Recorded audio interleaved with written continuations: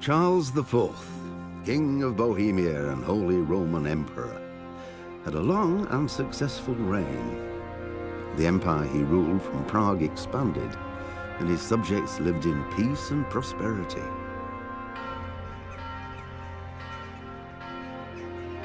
When the emperor died, the whole empire mourned.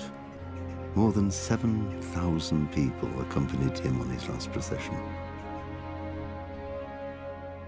The heir to the throne of the flourishing empire was Charles's son, Wenceslas IV, whose father had prepared him for this moment all his life. But Wenceslas did not take after his father. He neglected affairs of state for more frivolous pursuits. He even failed to turn up for his own coronation as emperor, which did little to endear him to the Pope. Wenceslas the Idle did not impress the imperial nobility either. His difficulties mounted until the nobles, exasperated by the inaction of their ruler, turned for help to his half-brother, King Sigismund of Hungary. Sigismund decided on a radical solution. He kidnapped the king to force him to abdicate, then took advantage of the ensuing disorder to gain greater power for himself. He invaded Bohemia with a massive army and began pillaging the territories of the king's allies.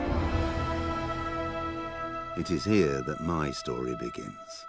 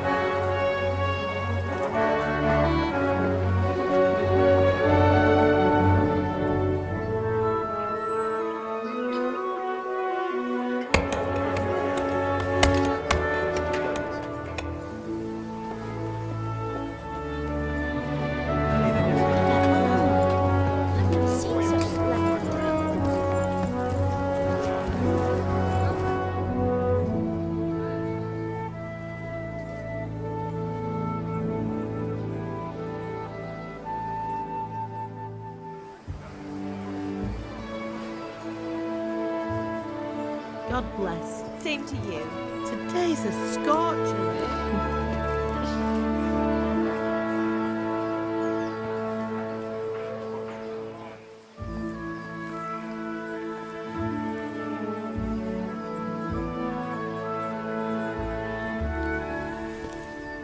Well, husband, how goes it? Good. I should get it finished today. Where on earth is Henry? I need him to run some errands. He was still sleeping when I went out. At this hour? Blue-blooded idler. Well, it looks like he was out all evening, drinking like a lord.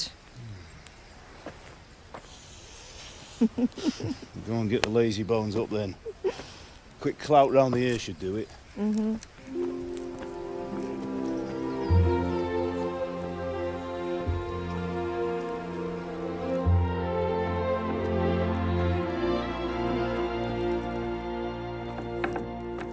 Henry! Get up now. There's work to be done.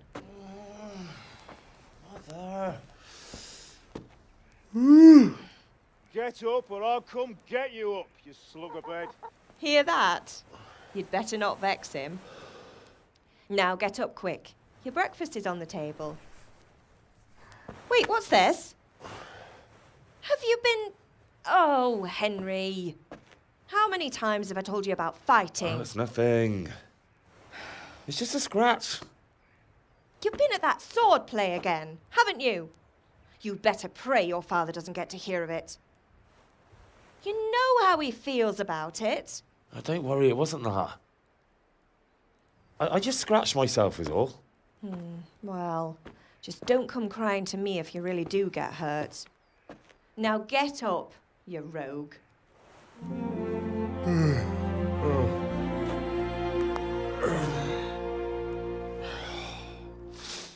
At least you're up, that's a start. Anyway, we've a lot of work to do today. I'm finishing the sword for Sir Radzig, and I need your help. With what? I'm running out of charcoal. Run to the market and buy a bag from the charcoal burner. I'll need some money then. Yeah, that's the other thing. Kunesh still owes me for an axe, a hammer, and the nails I sold him a month ago. Not to mention his debt from before. Go and tell him to pay up, at least for the axe and hammer, and then use the money to buy the charcoal. Kunesh? That drunkard? That'll be fun. Well, you're a big lad now. I'm sure you can manage. If not, tell him that next time I'll come myself and personally use that hammer to bang those nails into his arse. Sure he'll be happy to hear it. Is that all? Not quite. The Chamberlain at the castle has the crossguard for Sir Radzig's sword, which I had engraved in Sasau. You want me to go and pick it up? All right. Money, charcoal, crossguard. Got it. And ale. Stop off at the tavern on your way home. I know you'll be going there anyway to see that girl of yours. But make sure the ale's still cool from the cellar when you get back. Her name is Bianca. Right, so make sure Bianca draws me a nice cool one. Run along now, work won't wait. God be with you. And with you, Henry. How are you? Father sent me. We're forging a sword for Sir Radzig, and the Chamberlain has the crossguard and grip. Father had them engraved in Sasau. Right. They're here. The Chamberlain gave them to us for you. We looked them over. Beautiful work. I've never seen anything so fine. I can't wait to see the sword. Just make sure you don't botch it. When did I ever botch anything? Where shall I start? Ah, shut up and give me what I want, or I'll kick your ass this evening. Right away, your lordship.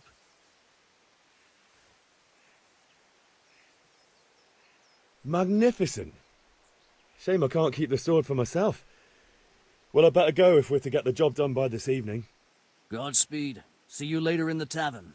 You certainly will. After today's work, the ale might even be on me. God be with you, Kunesh. What do you want? My father sent me to get the coin you owe him for the axe, hammer and nails. I've got nothing. Clear off. You know you owe father for a lot more than just the axe and hammer. If he went to the bailiff about it, you'd be in deep water. At least pay for the tools if you can't pay for everything. I told you I have no coin, you bastard. Get the hell out of here, or I'll use the axe on you. If that's the way you want it. I'll tell father you won't pay, and you can tell him what you told me. You can't be serious, Deutsch. Insulting our king. What insult? I say only the truth. Sigismund has done only what he had to. He had to abduct the king. He had to lure his cousin Prokop into a trap and imprison him. He had to invade with his army of Tatars and besiege Kuttenberg. Why not? What is this Wenceslas for a king? The empire is falling asunder in his hands. The German counts elected Ruprecht of the Palatinate as king because your Wenceslas would not go to their deeds even. German counts. Traitors. Now even the Pope God be with is you, opposed Henry. to your king. I'm with you, So Matthew. are such lords as What's going on here? Rosenberg, Deutsch is spouting even the shit. Austrian dukes Albrecht What? and Just Wilhelm listen and you'll are hear on for yourself. Sigismund's side. Someone has to bring order and reunite the empire. What do I care about the Austrians? And nowadays, not even the devil himself can keep up with all the popes. Which is the rightful pope? The one in Rome or the one in Avignon? Do not blaspheme, Alex. No, it's true, though. Wenceslas is the king of Bohemia. Bohemian nobles are on his side. To hell with Rosenberg and his cabal. Sir Radzig is Wenceslas' commander-in-chief. He stayed loyal to the king. And if he heard you talking like this, he would have you whipped like a dog. Your dear will soon have nothing left to rule. Jobst had to sell Luxembourg to help your king. South Bohemia is with Sigismund and don't forget about Kuttenberg, where Germans like you kissed Sigismund's feet to keep their heads. Yes, but... Goodman Deutsch, this is pointless. Let us talk of more pleasant things. My words exactly. Deutsch has gone too far. Wenceslas is our rightful king. Deutsch is an idiot. Well, what can you do? I might have an idea. Deutsch deserves to be taught a lesson. Doesn't he, Fritz? You're too right, Matthew. Should give him a proper hiding. Are you mad? Do you want to end up in the pillory? Don't listen to Fritz. I've got a better idea. Deutsch was talking such shit, it made me think of that huge parliament. You know, the one right next to his freshly whitewashed house. You think we should redecorate for him? Count me in. Well, I'd rather torch it, to be honest. But throwing some tears will do. What do you say, Henry? But I was going to get ale for father and a few other things. We're finishing Sir Radzig's sword. Come on. Throwing a few handfuls of manure is not going to take all day. And it's our duty to defend the honor of our king. So, Hal, are you with us? All right, I'll do it. But then you have to give me a hand with something. What do you need? Kunesh owes money to father and doesn't want to pay. I tried talking to him, but he wouldn't listen. I need more than words to get coin out of him, and I can't handle it on my own. No problem. We'll back you up. Just as soon as we're done plastering Deutsch's house. I'll be happy to sort out that drunken oaf. All right. Let's go while Deutsch is still sitting safely in the tavern.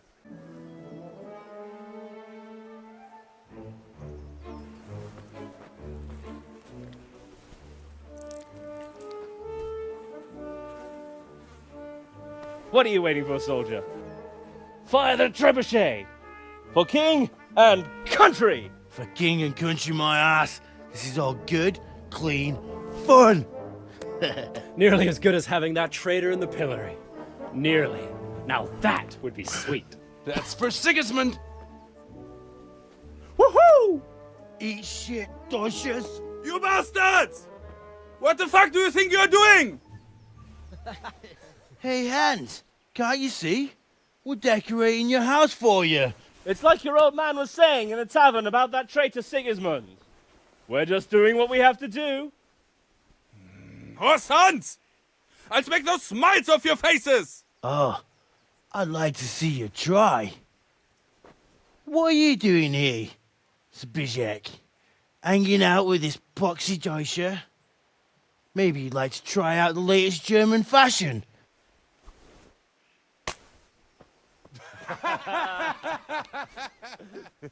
Fucker! I'll make you pay for that. Well, we sorted that Deutsch out. That was pretty close, eh? I need a hand with Kunesh. Sure, mate. You helped us, so we'll help you. Let's get to it then. Enough! Enough! I give up. Take what you want. It's not much, but it's all I have. You understand? God save, my lovely. You're looking well today. You too, handsome. What brings you here? Just ale.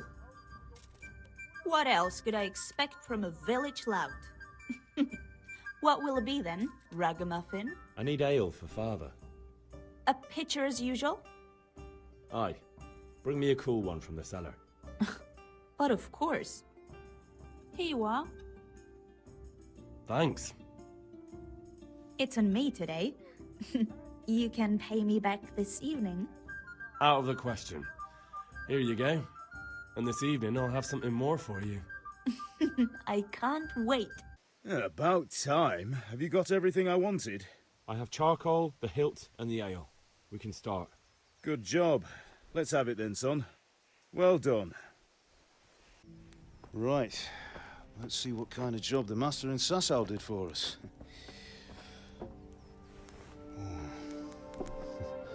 Look at that, lad. Well, that's what I call craftsmanship. What does the inscription mean? Damned if I know. Doesn't look like Czech to me. Latin, maybe? Lord Radzig ordered it. Oh, this will be the finest sword I've ever made. Have you got the charcoal? Good. Then fire up the forge. We'll put it all together.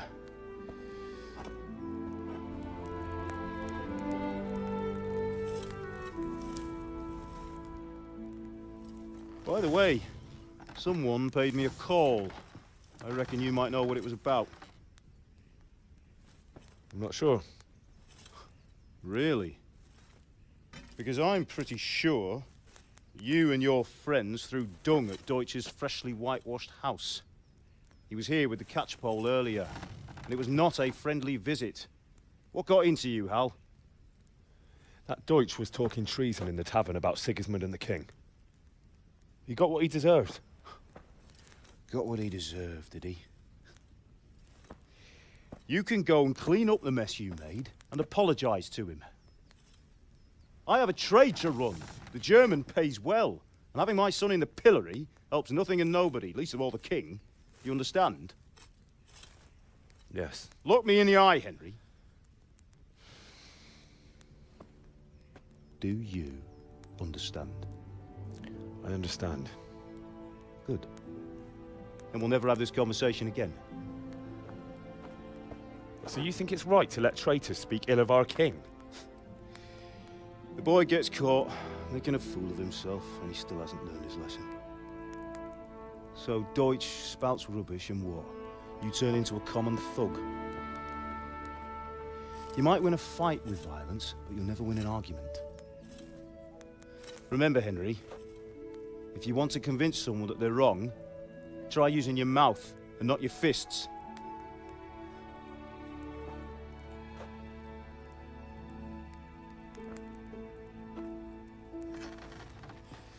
The furnace is ready. Right, we'll do the grip.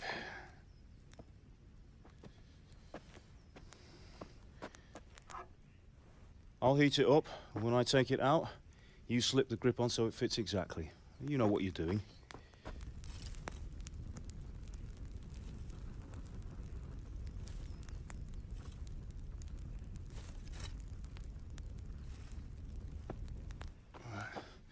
Do it.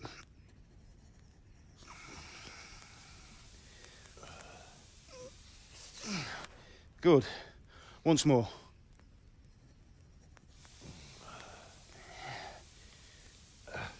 That's it. Done. Now file it down so it sits well in the hand. I'll prepare the guard.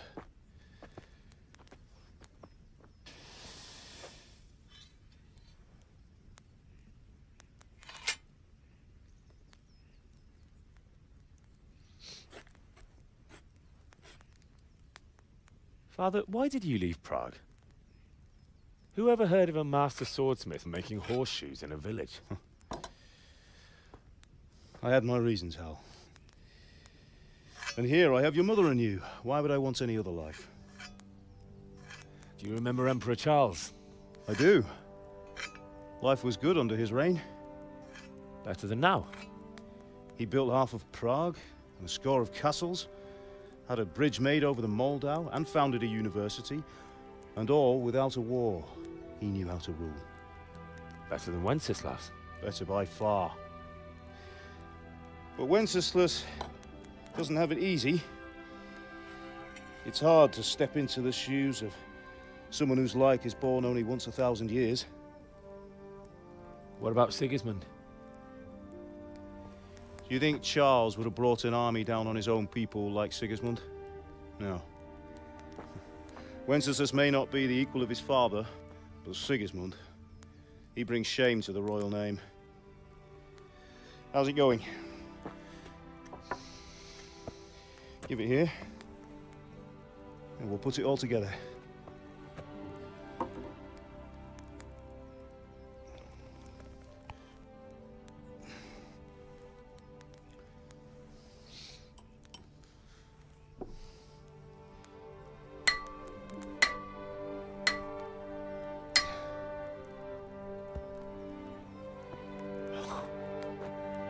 It's magnificent. Indeed it is. The Lord be with you. My father sent me for those nails. Good day to you, Teresa. They're ready. Will you fetch them for me, Hal? They're in the trunk in the living room.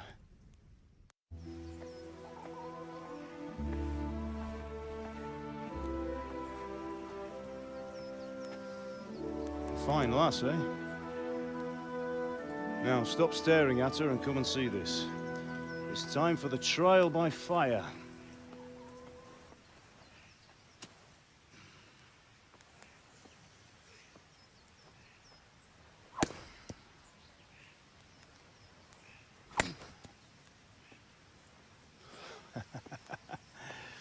We did a fine job.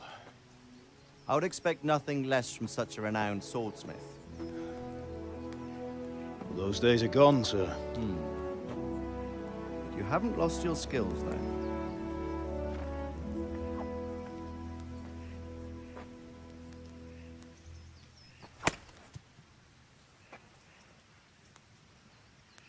Would you like to try it? Sir, what good is a sword to a commoner? Let him try it.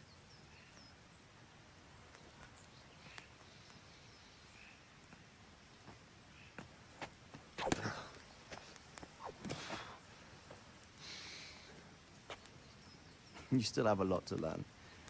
Ask your father to show you how. He knows what he's about. Learning his trade will serve him better in life, sir. Perhaps. But who knows what the future holds for each of us. I see that you almost have it finished. It just needs a polish, then Henry will bring it to you. Excellent. Fine work, very fine.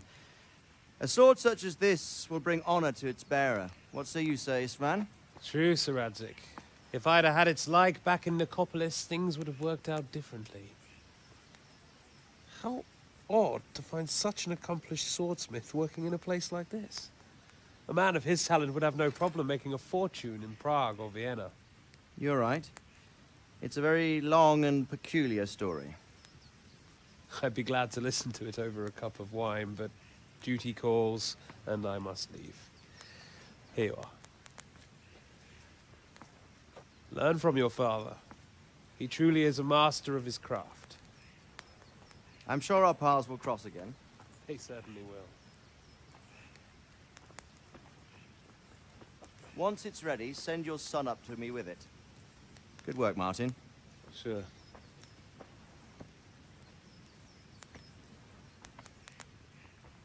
It's been an honor, Sir Isvan. Have a safe journey to Sasau.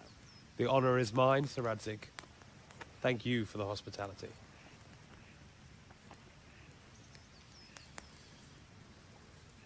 A long, peculiar history. That was a long time ago. I might tell you about it sometime, but not today. Will you teach me how to use it, like Sir Radzig said? Why? Well, it could come in useful. Maybe I'll travel a bit before settling down. I'd like to know more than the tavern on the green and the forge. You know the trouble with an adventurous life, son? It can end before it gets started.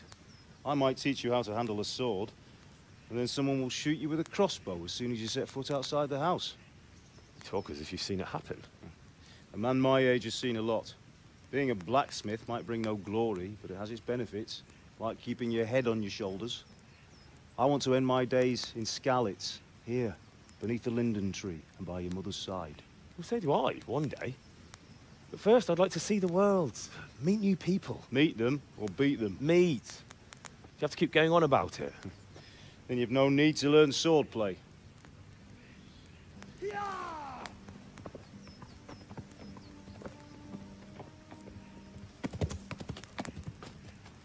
A messenger. He was in a hurry. What's happened?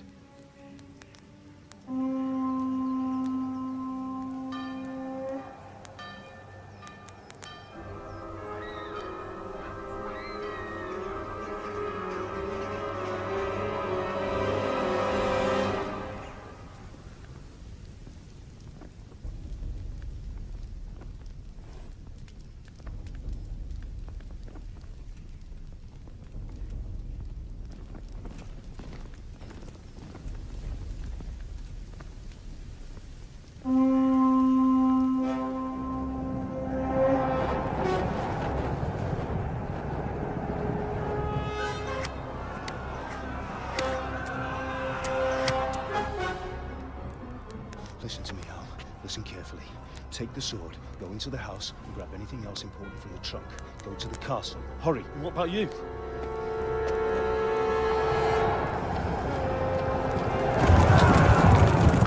Your mother is in the village. I'll fetch her and we'll follow right behind. I'll go with you. No. You do what I say right now. Give the sword to Sir Radzig. If anything happens, he'll take care of you. He owes me.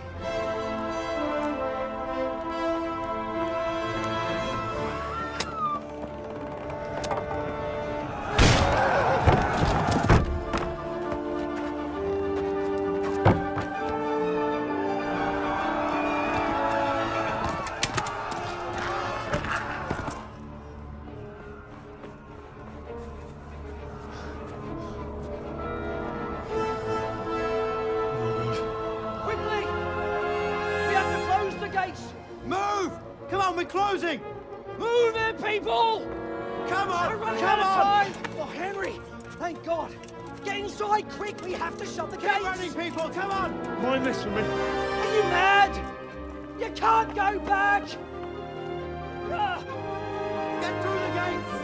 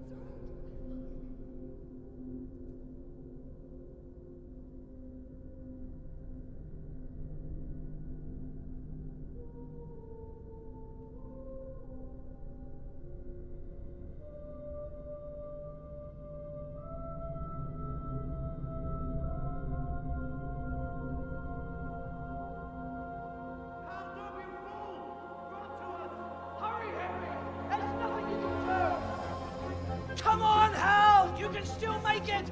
Run!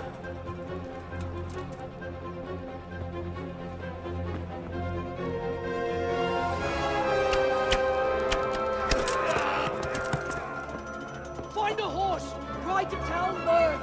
Tell them what's coming! Warn them! Run by the moat! There's a path down there! Jump down from the wall and flee!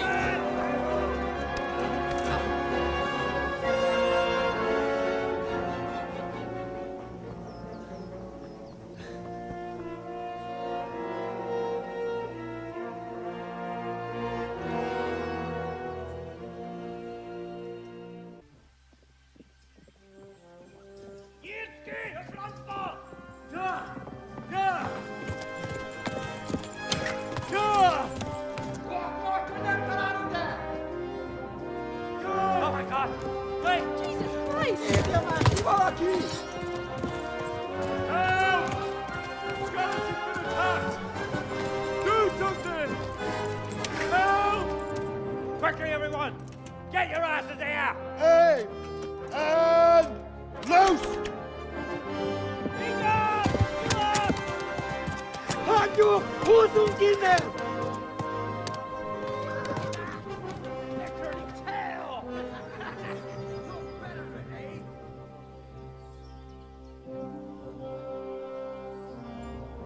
Quickly!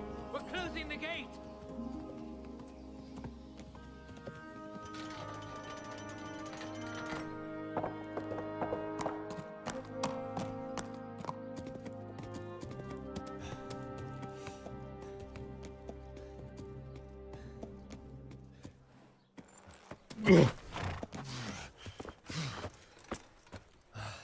Someone give him a drink. And bring hot wine and bandages.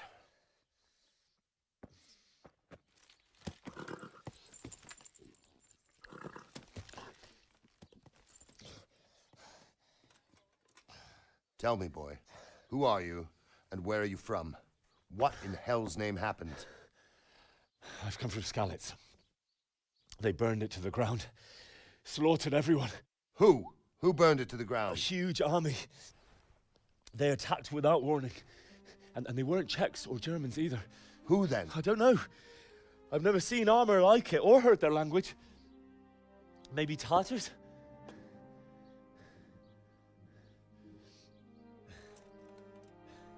Tartars, you say? Yeah. Well, we'll deal with that later. First, let's have a look at that leg of yours.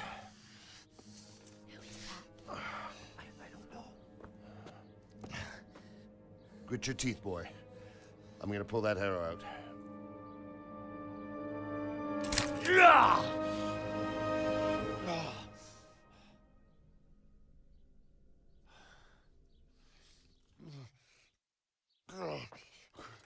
Easy. All done. You were lucky, lad. The arrow missed the bone. It only needed bandaging, and I've done that often enough before. War is a good teacher. Can you stand? There you go. Good as new. Thank you. If you idlers nothing better to do, get back to work. You'll have to speak to Lord Divish. Can you manage?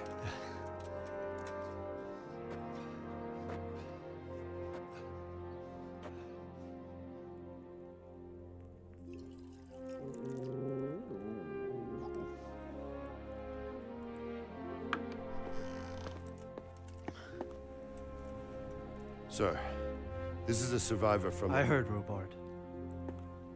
Tell me, boy, what exactly happened? Did you see the ensigns of the attackers? And were there any more survivors? So, I don't know what army it was, but it was huge. There were dozens of banners flying on the hill above Skalitz. The ones who did the slaughtering spoke a strange language. They burned Skalitz to the ground. But a lot of people took refuge in the castle. I wasn't quick enough. And as I fled, they shouted from the battlements that I should come and warn you. The soldiers the boy didn't recognize. They could be those Cumans of Sigismund's. It said they came to Hungary from the east, and now they're the core of his army. Sacking Kuttenberg must have given him a taste for stolen silver. Skalitz is a small castle, sir. If Sigismund attacks, they can't hold. Indeed, Sir Robard. And our small garrison would be no help, even if we could risk sending them. You think we're next in line? Maybe. What's your name, boy? I'm Henry, son of the Skalitz blacksmith. I know him. Did he make it inside the castle? I'm sorry. It's in God's hands now. No one else can help us. Anyway, thank you for risking your neck to warn us. Robard, take care of Henry. Make sure he gets something to eat and some rest. Yes, sir. And get all the people inside the gates. We have to prepare for the worst. Make all the necessary arrangements. As you command, sir.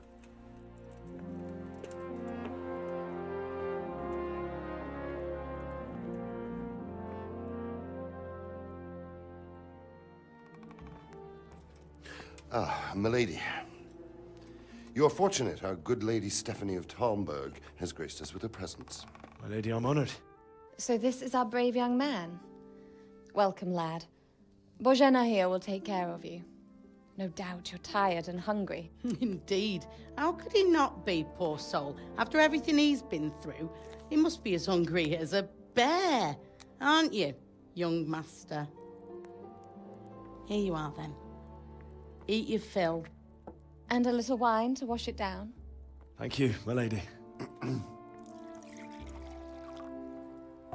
When you're done, you can go and rest with the grooms in the Outer Bailey. No, that won't do, Sir Robard. After all he's been through, he deserves a proper bed. Let him sleep in a lodge in the courtyard. Certainly, my lady. Young Henry here is overwhelmed by your generosity. Yes, yes, thank you, my lady. May God reward you for your kindness. Eat up now. You're in capable hands, so I'll leave you to it. Good night. Good night. Good night, man.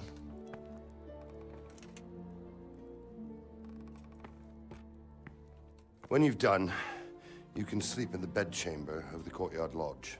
And don't forget to take off those filthy boots before getting into bed.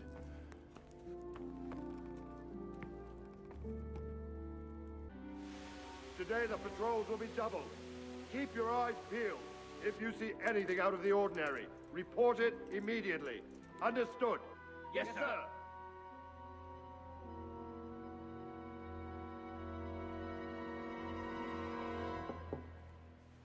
Yes? It is I, Henry. Forgive the intrusion. I didn't wake you, boy, did I? My lady, no, not at all. But what brings you here at this hour? I thought you could do with a little wine. It's just what you need to help you sleep. My lady, thank you. You really shouldn't. You could have sent a servant. I was going to. But to tell you the truth, I couldn't sleep either. I thought of you while saying my prayers. How awful it must have been for you. I came to offer you solace, to let you know you're not alone. Thank you. Thank you kindly. You're welcome. Now, Henry, I know this is all very new and strange for you. But I want you to feel at home here. You're not to worry about anything except getting better. God knows you've been through a terrible ordeal. I know what it is to be left alone in the world, although your loss is much greater. But with God's help, the pain will ease in time. And it can help to talk about it, if you feel like it. That's terrible. How could something like that happen? God alone knows why he lets such things happen. Oh, you poor boy. I understand your grief, but God is not to blame for the ills of this world. That is the work of Satan and those who do his bidding. Those who are corrupted by greed, envy, and pride. You must not lose faith, whatever life brings. Fate has not been merciful to me, and my husband either.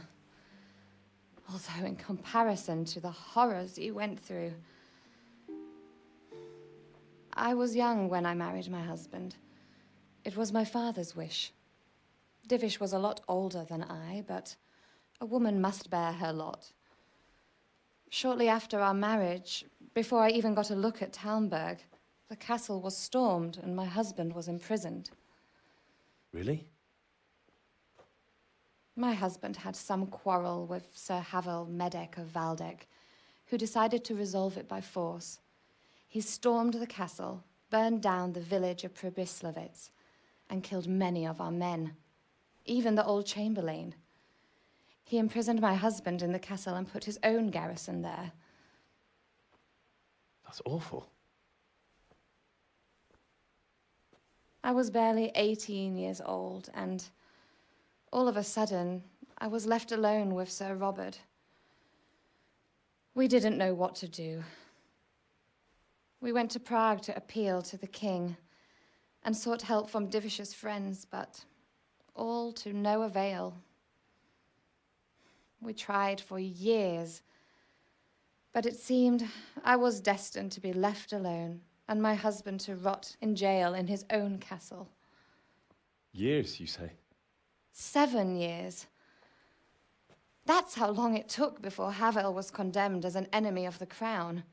And even then, he refused to surrender the castle and release my husband.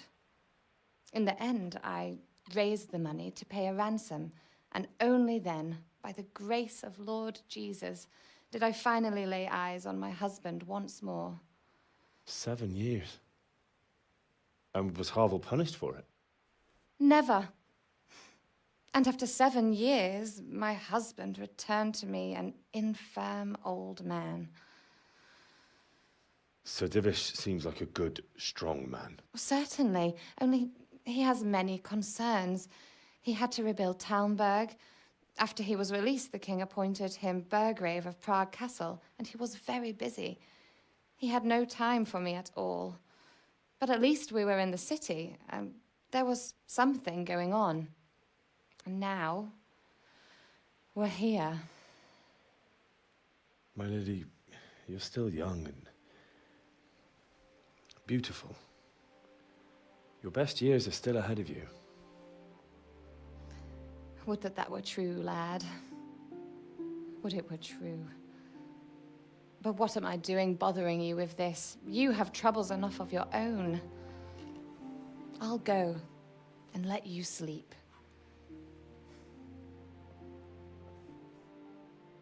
I enjoyed our little talk, Henry. Good night, and God bless. Good night, my lady.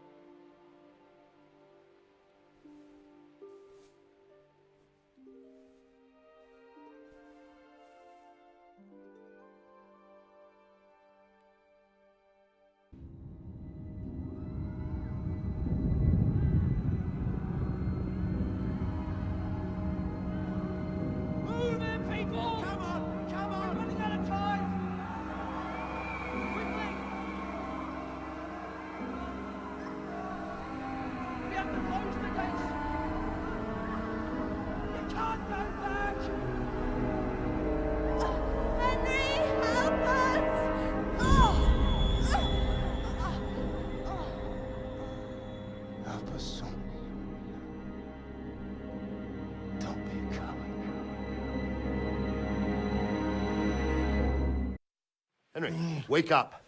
You don't want to miss this. What is it? What's happening? Come to the battlements. One of our patrols reported a company heading here from Skalitz.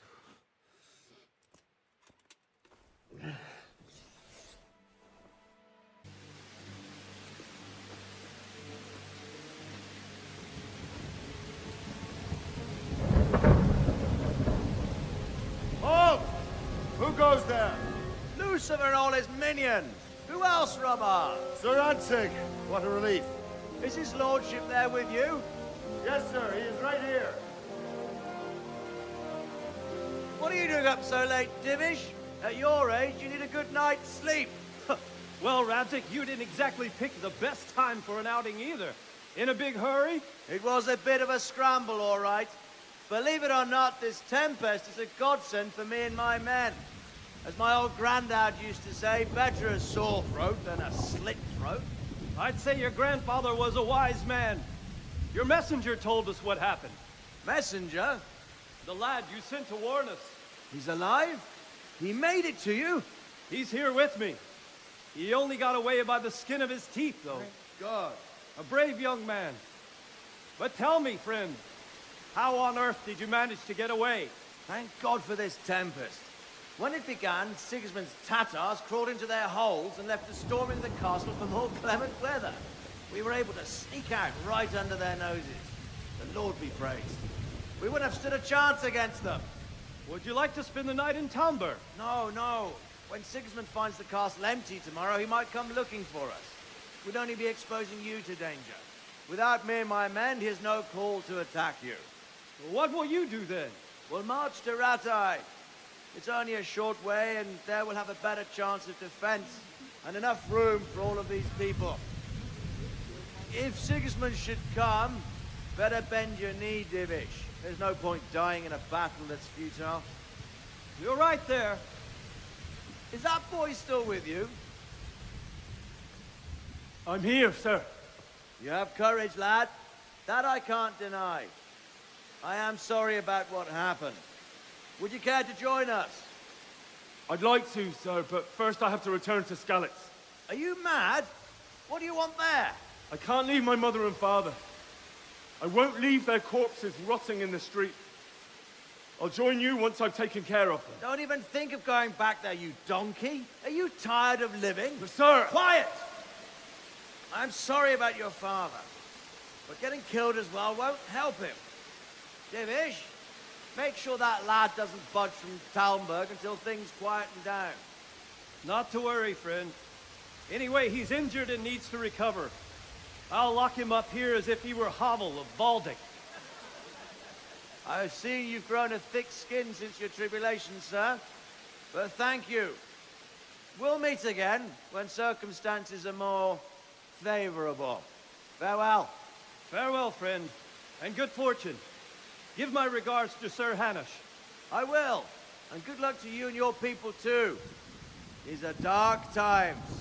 Move out! Anywhere, people! Move out!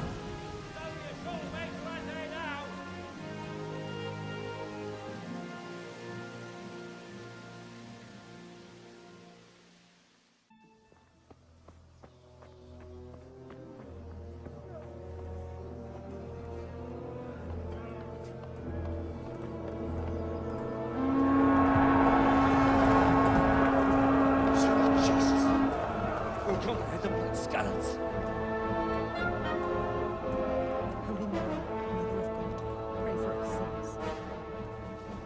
See how the self-appointed king wins the love and respect of his loyal subjects.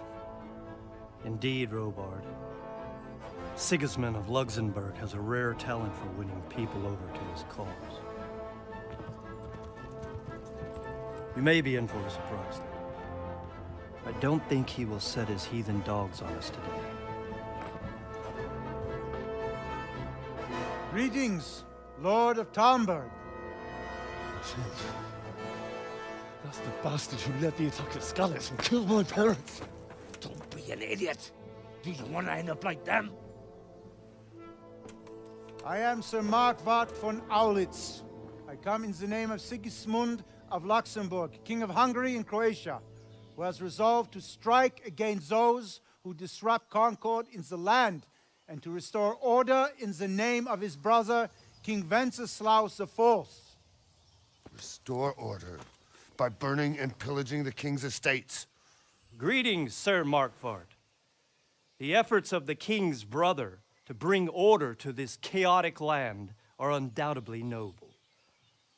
It seems to me, though, that he and his army have somewhat strayed. As Burgrave of Prague Castle, I am entirely beholden to the king. And here in Talmberg, divine peace reigned until your arrival.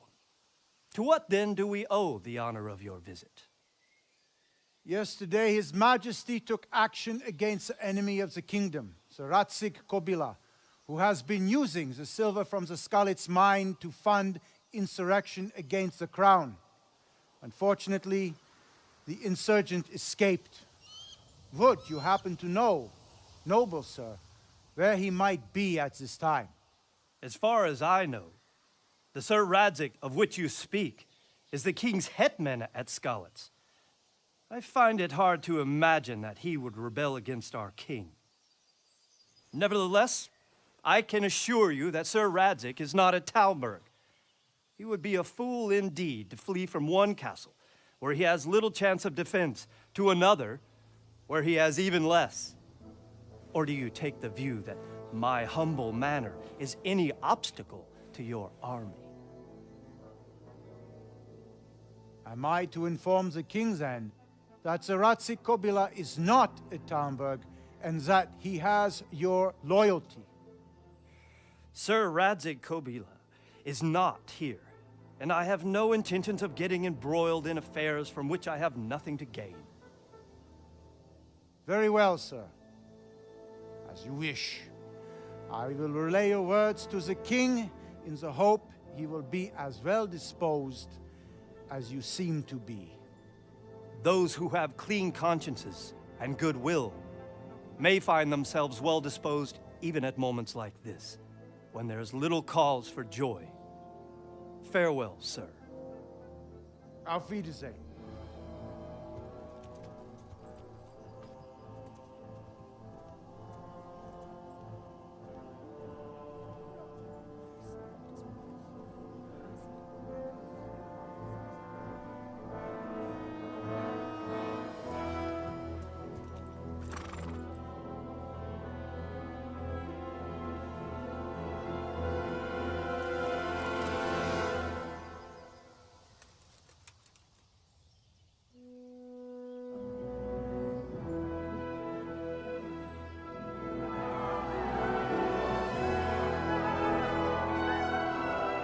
My lord, you have my utmost admiration. Get on with you, Robard.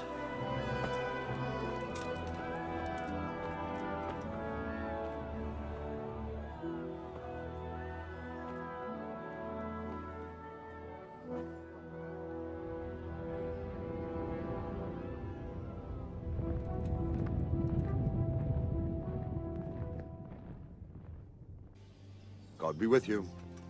Sir Robard, I need to get to Skalitz. What would you do there, lad? Sigismund might have left, but the place will be swamped with robber barons, brigands, deserters, and other vermin. And anyway, your lord commanded you to stay here.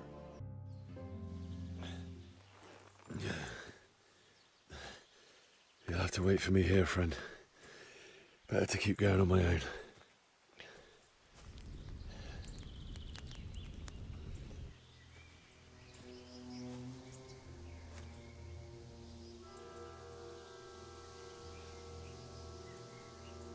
Looks like they've already gone.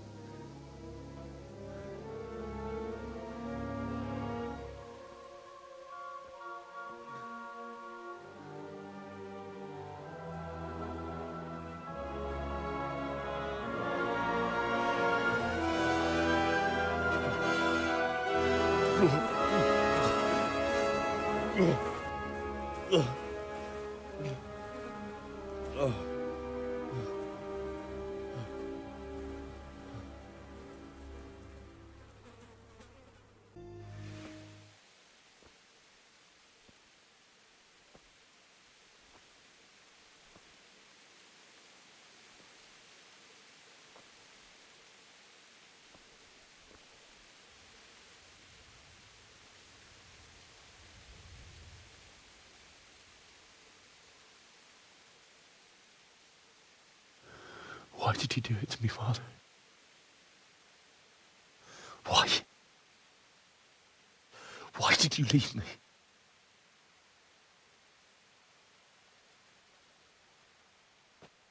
Forgive me. Forgive me for everything. Next time I won't run.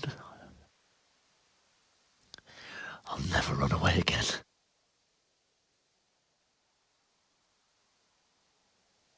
I'll find the one who did this to you. I remember his face. I'll find him.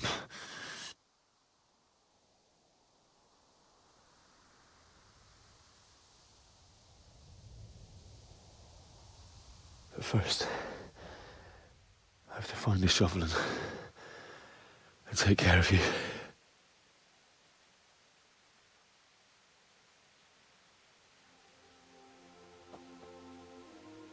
I remember you told me you wanted to lie beside Mother. Here. Under the linden tree. At least I can do that much for you.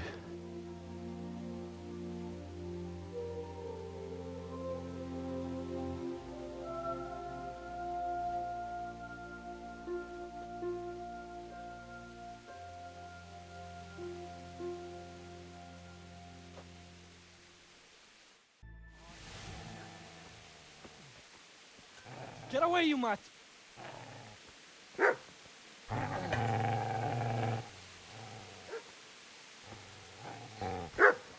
Get away, you beast! What's going on? Zbyszek, what in God's name are you doing? What do you think I'm doing? Digging turnips? The beast just went for me. Isn't that Mutt the butcher's Mutt? And isn't that body the butcher's? Yeah, that's him. What's that got to do with anything?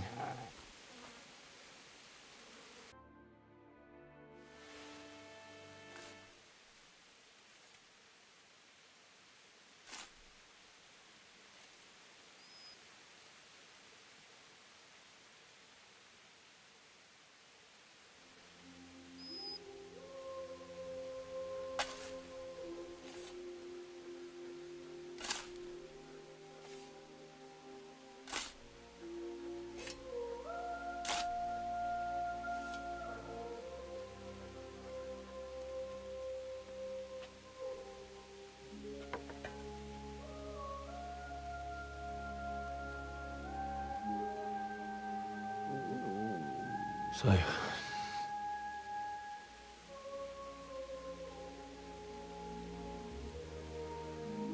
let's get to it.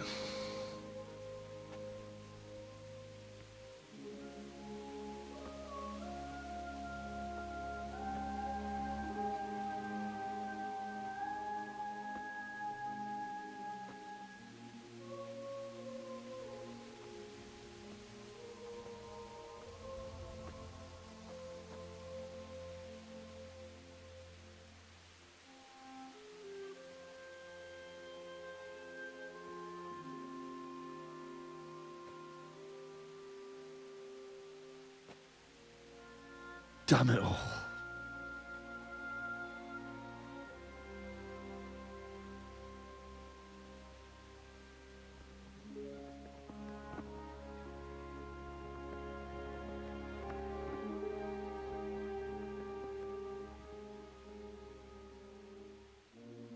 How am I going to do this?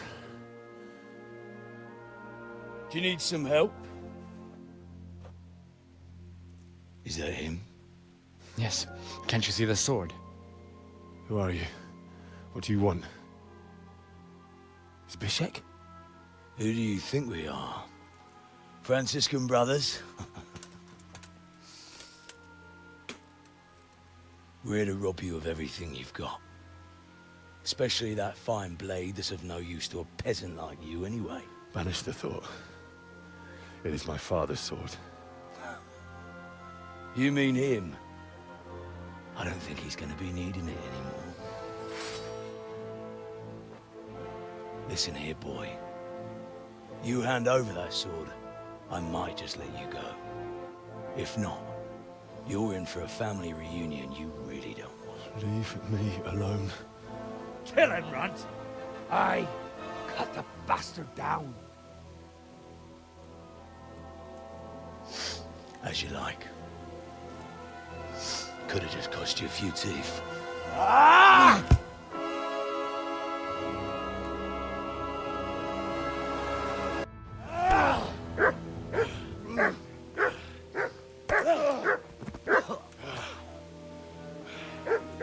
I told you how it would end.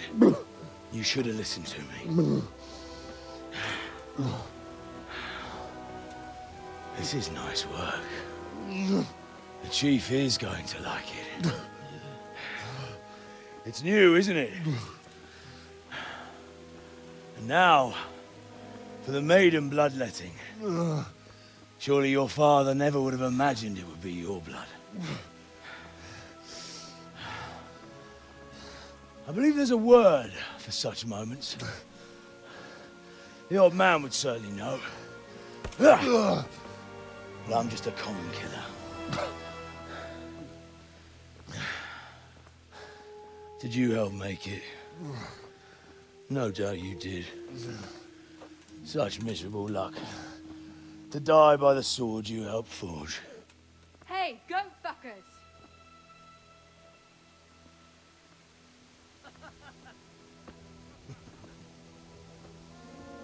The games are over. John! Disperse this rebel! Fuck.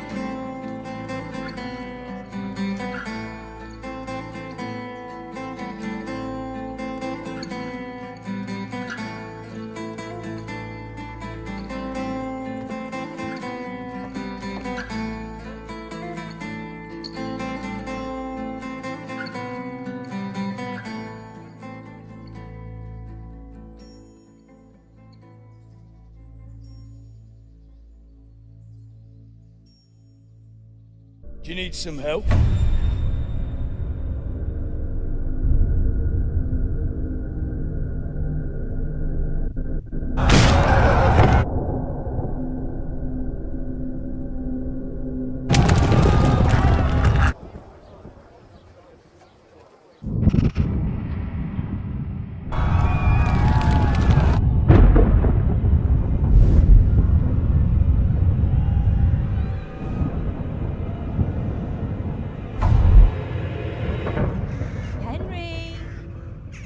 There's work to be done.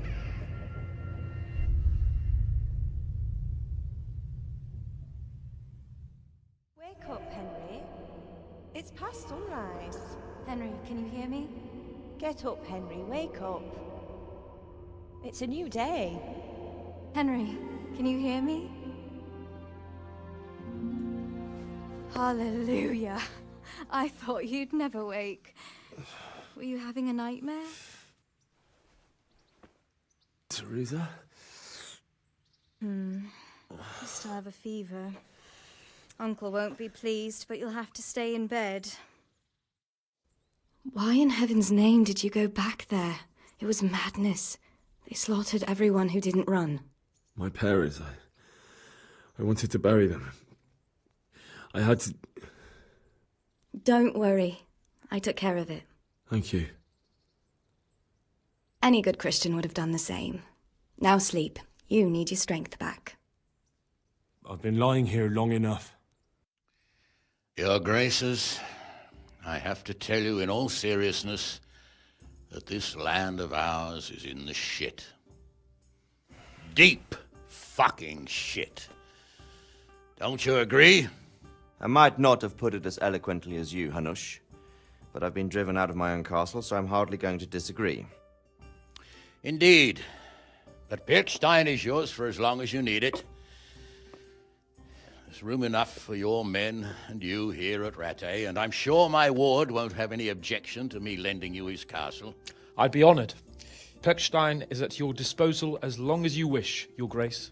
Just as well you have another castle at the other end of town, eh? At any rate, I'm beholden to you, Sir Hans, and to you, Sir Hanush. I don't like to speak ill of your people, Sir Radzig, but, well, there's no love lost between the townsfolk and the refugees. There's been talk of criminality. Well, they'll have to get used to it until the situation's resolved. But when will it be resolved? And what on God's earth is this war even about?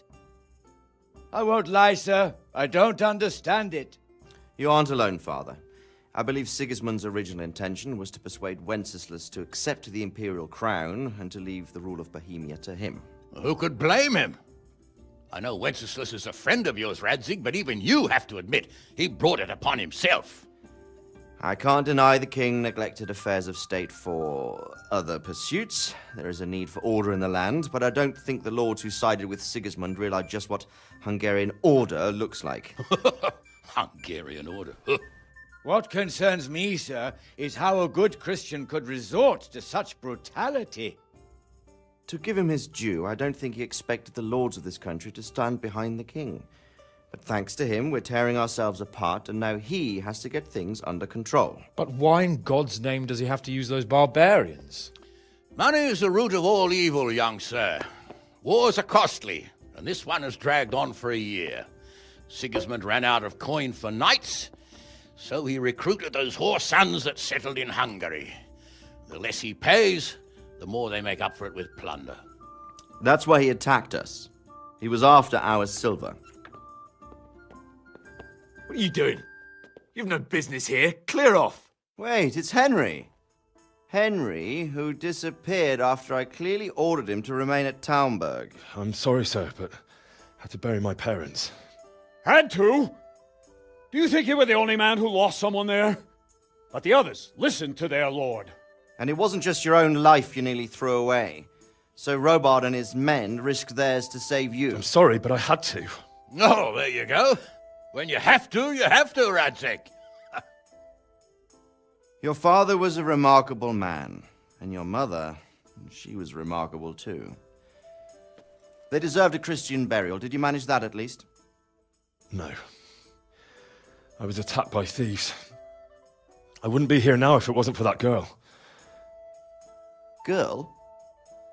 The miller's daughter, Teresa. The miller's daughter saved you from the footpads? Well, there's a tale to tell your children. I owe her my life. She distracted them and then brought me to Rattay.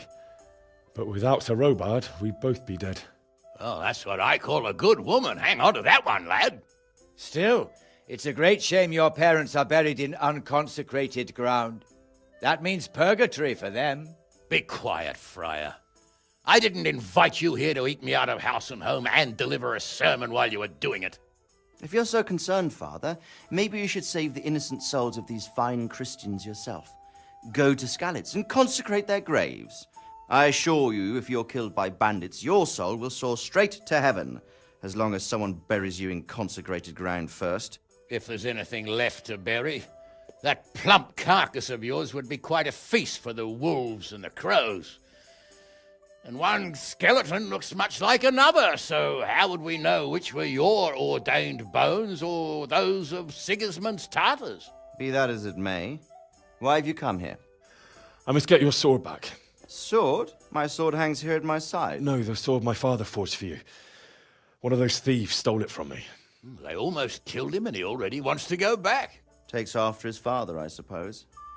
Lad, I've lost a castle, a village, silver mines, and a good half of my subjects. Why would I miss one sword? Because it's the last one my father forged, and I promised him I'd deliver it to you. I understand. I'd feel the same way. But prudence is the better part of valor, and a dead man keeps no promises. Aye. The woman had to save his fat from the fire, and now he wants revenge. What kind of fool are you, boy? He's no fool. Henry, you have courage, but you need training, arms, a horse. Or do you mean to beat this thief at dice? No, sir. Please, take me into your service and give me the chance to learn these things. The gall of him. Fled from the enemy, disobeyed your orders, duped Sir Divish, lost your sword, put Sir Robard in danger with his actions, and now he wants a promotion. Sir Capon's right. What you say is certainly true, except for fleeing the enemy. You would have run as well, believe me. Henry's earned some punishment, but how do you punish someone who's already lost everything,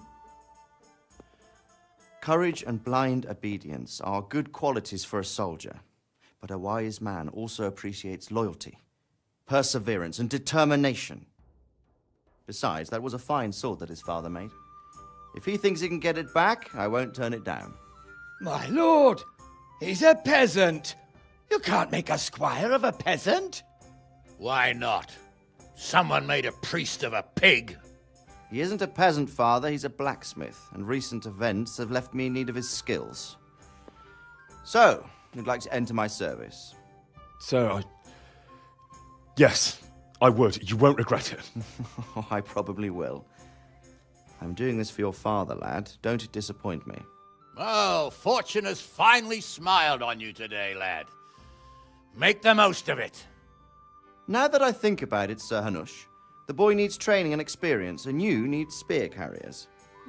That's true. The bailiff is always complaining about your people making trouble in the camp. Maybe one of their own among the guard might help. It might. In any event, it will prove valuable experience. But let's be clear. You're the one paying him.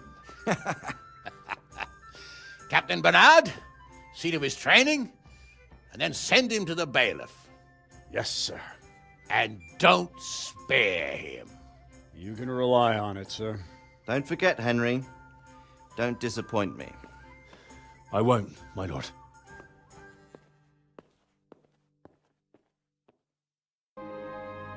And the canon of St. Wenceslas in Olomouc was so drunk, he dragged the pig to the market square, saddled it up, and rode it out of the town gate. No, we can see that this wasn't going to end well. So, Sir Peter and I rode off to look for the good canon on his pig. Did you find him? We tracked the filthy beast down to a sty beyond Cronau. I mean, the beast with a tonsure on its head. We never found the real pig, but the Reverend was sound asleep in the pigsty. Birds of a feather stick together. It seems the same goes for pigs and prelates. I toast, gentlemen, to pigs and prelates. God save their bacon. Sir Hans, forgive my intrusion, but I need... Oh, but what? You want to join us? Want to buy us around? I'm afraid we don't drink with peasants. You're not in your village now, boy. No, sir. Curfew's been rung. The alehouse is closing. Nothing closes while I'm sitting here. If that's all, you're dismissed. Are you out of your mind, lad? You can't cross his lordship. He's got a temper like a bear with gut ache. If I was you, I'd get lost before he shows it. The bailiff instructed me to close the tavern at the proper hour.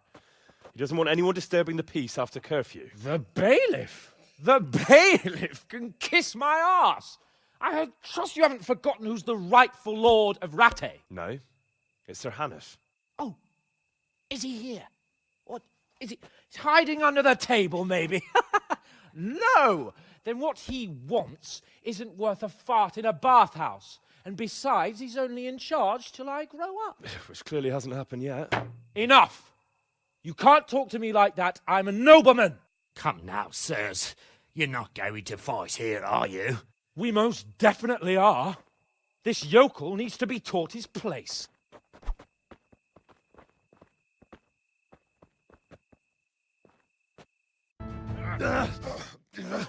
Crucifix!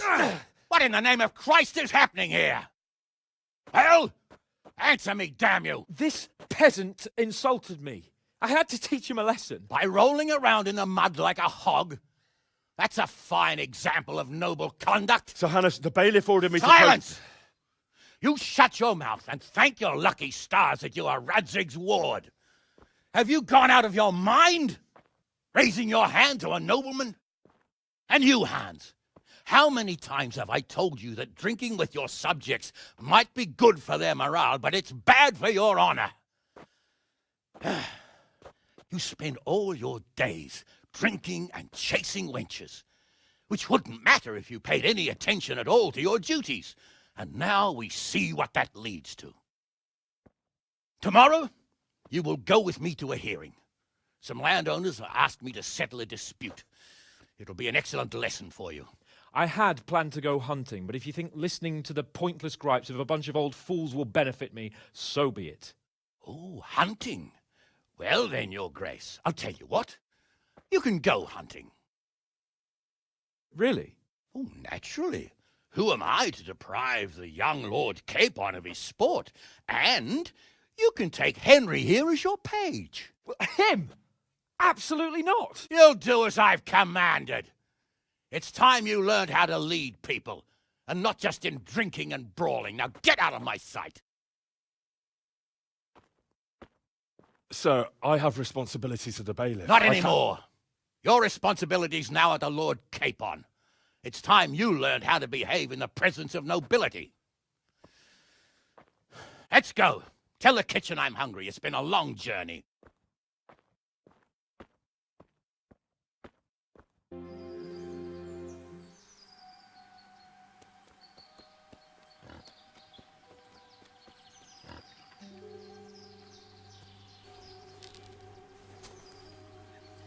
You want to take him down with an arrow? Certainly. Why wouldn't I? You won't kill him like that. Boar is hunted with spears. Is that so? So now all of a sudden you're a master huntsman, are you? Watch and learn.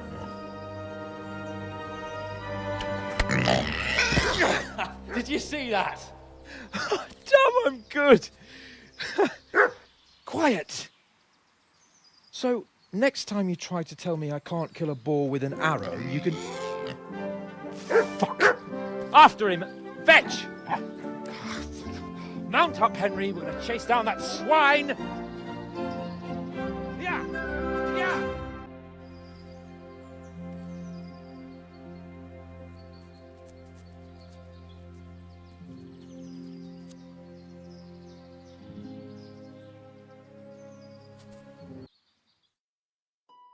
It's Lord Capon.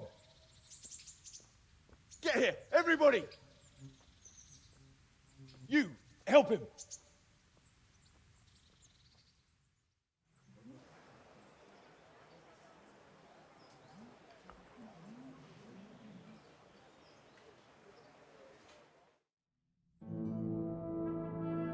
How is it possible, Ratsy? Those bastards make so bold no more than a mile from the castle. We'll have to send out more patrols. That won't do us any good, Hanush.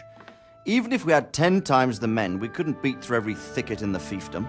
You sent for me, sir? Come in. I don't know how to thank you, Henry. If it wasn't for you, Hans would be dead. And to think I sent you out with him as a punishment. I was only doing my duty, sir. Don't be so modest, young Henry. You showed not only courage, but loyalty to your liege. That's why I'm taking you into my personal service. Sir, thank you, sir. Well, let's celebrate your promotion and Sir Hans's recovery. Well, don't just stand there, lad. Pour us a drink.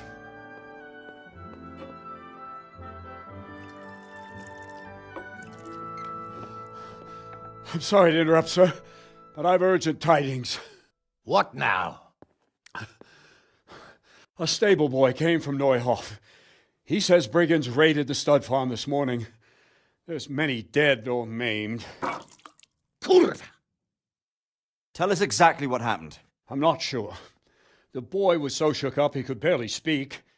He said the bandits murdered for the joy of it. I'm sorry, sir. Your vassal Smill is dead. Who did this? Who were they? We don't know, sir. The stable boy just kept babbling about some huge fellow in black armor who led the attack. Take as many men as you need, and don't stop until you've found those bastards. And bring me their heads! Yes, sir. My men at your disposal too, Hanush. Thank you, friend. Sir, let me ride with them. He's full of piss and vinegar, isn't he? Their leader, he must be the one who attacked me at Skalitz. There can't be 2 men in the whole kingdom who look like that. You think he might still have my sword? No doubt you could use another swordsman, Captain. As you command, my lord. How soon can you leave, Bernard? Soon as the men are ready, sir. Good. Wait in the courtyard for Henry. And give him a horse. His own mount? His reward for saving Sir Hans. He'll need it. Thank you, sir. Thank you. Well, go!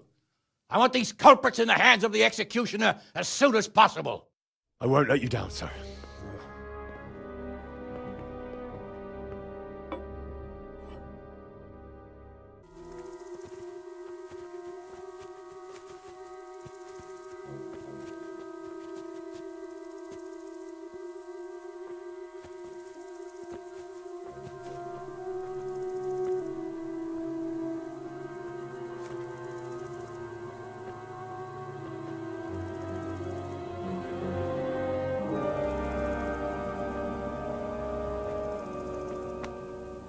Where's your master? In the paddock.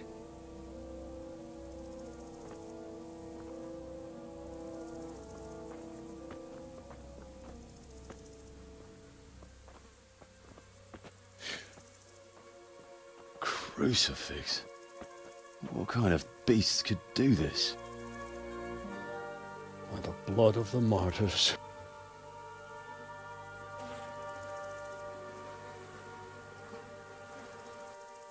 What happened here? Why? Someone came at night and hamstrung every one of them. The horses, screaming, must have woke poor Radek, the stable boy. And when he tried to stop them... And then my husband, when my husband tried to help them, they killed him too. And when they were done, they put a torch to the stables. My sincere condolences, ma'am. I swear we'll hunt those monsters down and make them pay for this. The horses were still alive when I came. We had to finish them off. All of them.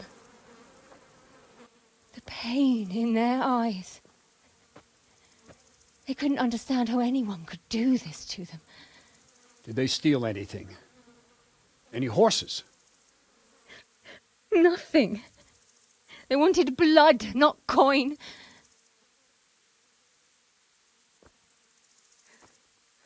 Did your husband quarrel lately?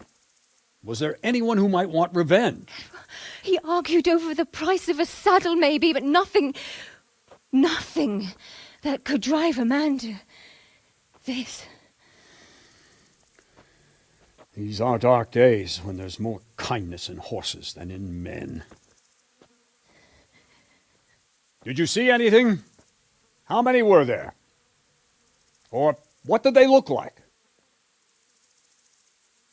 We saw no one. Has anyone tried to follow the trail? No. We were fighting the blaze until now, and even if we weren't, what chance would any of us have against someone who could do this?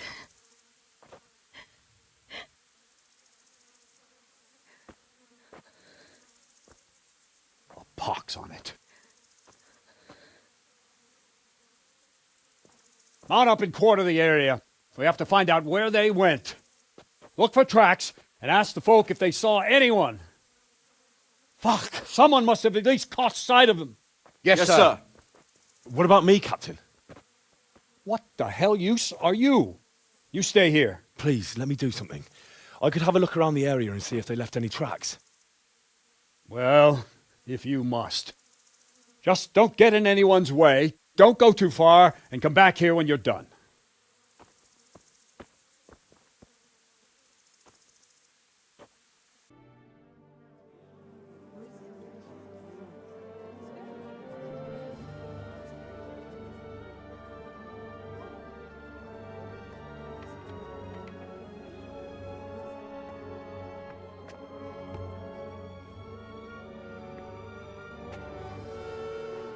Move along, citizens.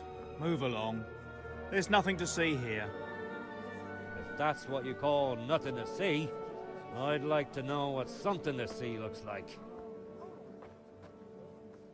By the keys of St. Peter, this is all I need. We'll have to send word to Sir Hanush. That might not be necessary. Who are you? I'm Henry of Skalitz, in the service of Hanush's captain Bernard. I'm investigating the attack at Neuhof, and I think this could be related. Well, I'm the bailiff of Auschwitz. And I say we don't want any of that kind of trouble around here. What makes you think this has anything to do with Neuhof? One of the folk at the stud farm recognized someone from Auschwitz among the bandits. We have no bandits or murderers around here. Really? They say he had a limp? Shit. Well, allow me to introduce you to Limpy Lubosh. Or all that's left of him.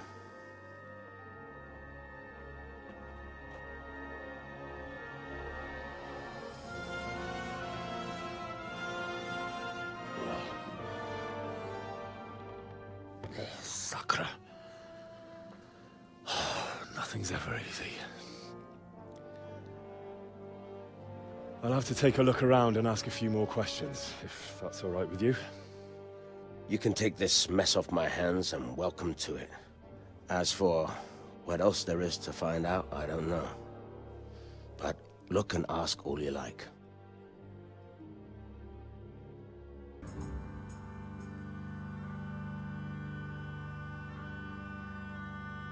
Przyszła bida mora lat, to nie ustoi żadnej chlap. Na kraj padł desej smutek, dodnielo i rano utek, dzieci w chorze zimaj sad, do wczera żylne staje prach. Už se jí bojí svatý muži, nechtěl bych bejbě jí kůži. Nám je to jedno a tak si dáme jedno a požadem si hubí jako poslední jen.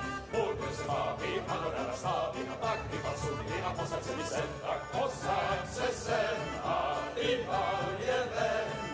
Ukaž kozy jako vozy, zítra jen tu jsou nejdem, tak nalej mi hned, ať točí se svět.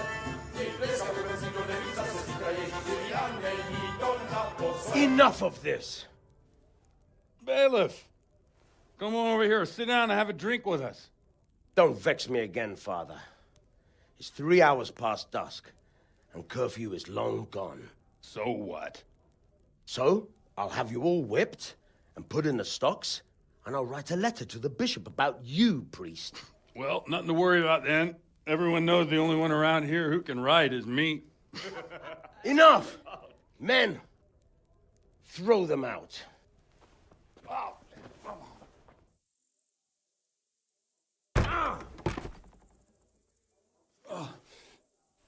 You looking for a fight? Henry, back me up.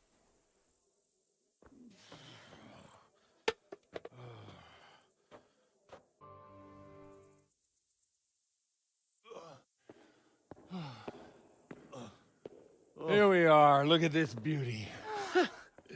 Oh. We can't do this, can we? Who says? Get ringing, wench.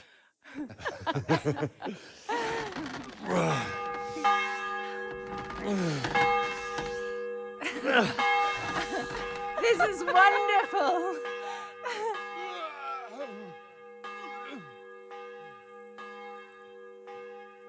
Ah, bloody oath. And now, my dears, comes the climax of the evening.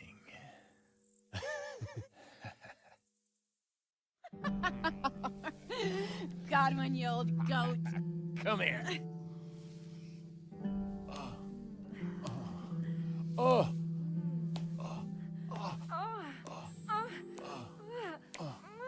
The priest has mounted up.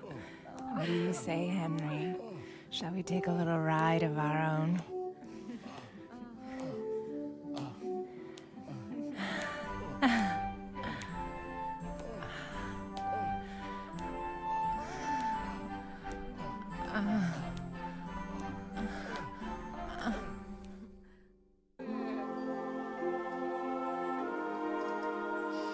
Well, I have to say that was a fine evening.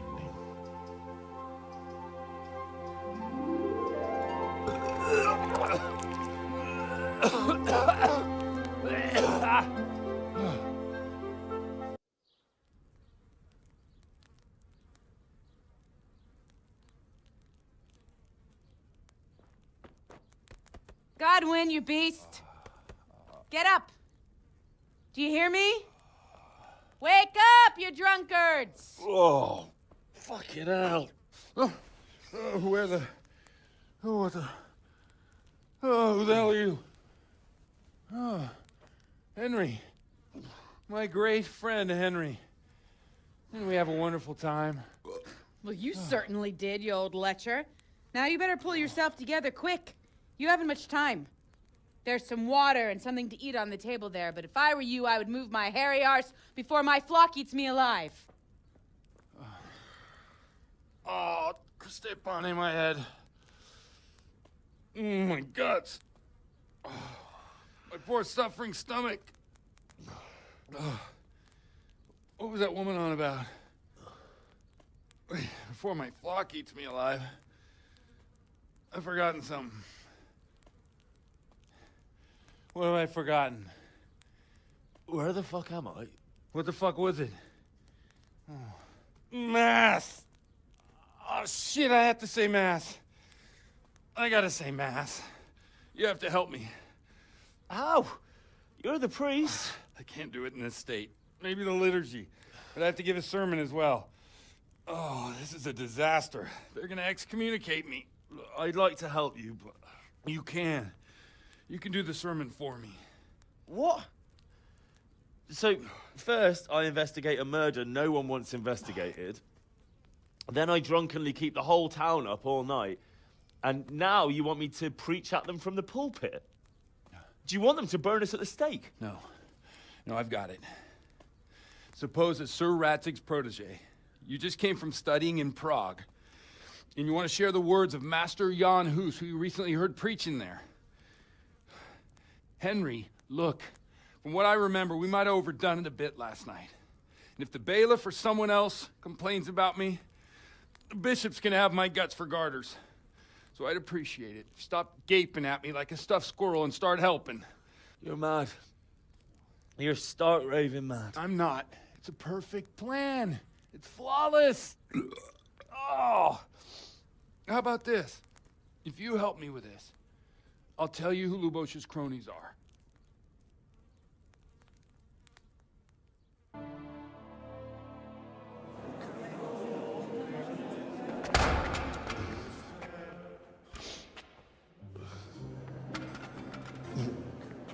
I thought he'd never show up. The swill pot. Look at him. He can hardly walk after his capers last night. You were with them, you beast. Just you wait. Look at him. Mother of God, any minute now he'll throw up. Animals, I couldn't sleep a wink last night with all that clamor. In nomine Patris, et Filii, et Spiritus Sancti. Amen. Accepit panem in sanctas at venerabiles a manus suas.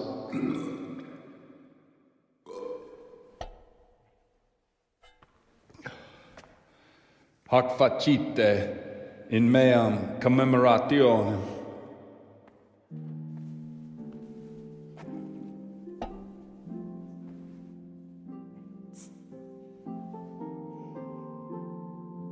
Brothers and sisters, you may have had the honor of meeting Henry from Skalitz, who is here at the behest of Sir Hanush to investigate that heinous crime at Neuhof. You might not know that Henry recently visited Prague, where, by the grace of God, was able to hear Master Jan Hus from the esteemed Charles University preaching. I've managed to persuade Henry to stand here today in my stead and tell us what he heard. Because, as you all probably know, Jan Hus is a very popular preacher in Prague. So, Henry, you may begin. Now I'm curious which one of them will puke first. I say to you, in the words of Jan Hus, he who knows much, let him speak much. He who knows little, let him speak little. Let each speak as much as he knows, and he who knows nothing, let him at least teach his neighbour one virtuous deed by setting him good example and refraining from playing dice and from fornication. And that applies both to priests and to you, brothers and sisters. That's his conclusion? That is all I heard in Prague. Amen.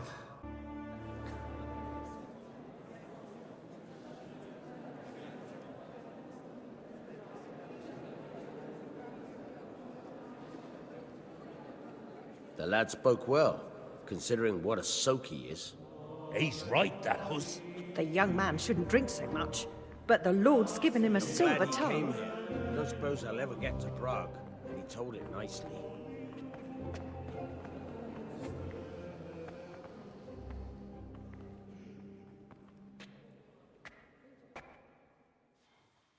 Well, well, my boy, you have talent, and I can't deny it. And you pulled a thorn from my side. I almost didn't make it. Yeah, I noticed. I wasn't the only one. Oh, what's to be done? I'll make it up somehow. So, about our bargain. Although it's a sin. So gluttony and fornication. God does forgive a penitent. So, what did Limpy Lubosh tell you? Was he at Neuhof that day? Who was with him? And where are they now? Now, slow down. I'm sorry, but he didn't tell me that much. Don't let me down after all I've been through. For you... Well, now Lubosh came to me shortly after it happened. His conscience was gnawing at him. And I must say, in the end, he turned out to be a better man than he looked. He said they'd been hired through some crony of theirs. And at first they were just to steal some horses. But then it all turned sour and people started getting killed. And neither he nor his cronies wanted anything to do with that. So they fell out from the gang and fled. Fell out? Yeah, there was a body found in the woods by Neuhof. That would explain something. Lubos kept jabbering that he wasn't a murderer, that he didn't want to do it. So I know that Lubos killed the murderer and he's dead too. The trouble is, I need to find the ones who are still alive. I need names and places. Did he mention any of the others? Only nicknames. Talked about some fella called Riki from Ledechko, Pius, Timmy. Pius. That lot are about as pious as I am ordained. Nonsense. You would make an excellent priest. And anyhow, with your skills, you ought to be able to sniff out this Riki from Ledechko, right? Well, we'll have to now. There's not much else to go on. Let's hope he's not hanging from the wall too. Indeed. And I'd hate to be excommunicated for nothing. Anyhow, good luck. You watch out for yourself. These people clearly mean business. And I'd like to raise a tankard with you again sometime. Yeah, I'll try. Although I'm not sure I'd survive another night of your debauchery. And if anyone should ask, you heard nothing from me. I'll deny everything. I don't doubt it.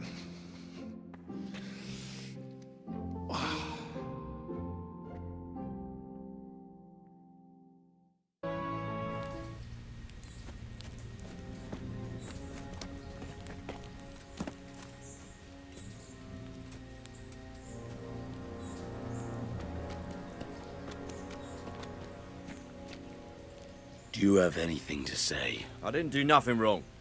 Let me go. Nem csináltam semmit. Engedjetek el. Ez hazugság! Az egész az ő hibája volt. I heard you had some trouble with our Cuman brothers. Kiprovokálta a harcot, amikor a cimboráival leszúrtak két embert. He started fight. His friend killed 2 men. Just even dogs, sir. Don't listen to what they have to say. For the last time, Sigismund's mercenaries are guests in our camp, and we treat guests as our own. Mi itt vendégek vagyunk, ezért tisztelettel kell, hogy bánjanak velünk. Igen, ennek így kell lennie. How do you want to punish him? Milyen büntetést tartogat számára? Engedd szabadon. A többiek emlékezni fognak rá. Let him go. Others will remember it. You let these dogs tell you what to do, and you call yourself a leader?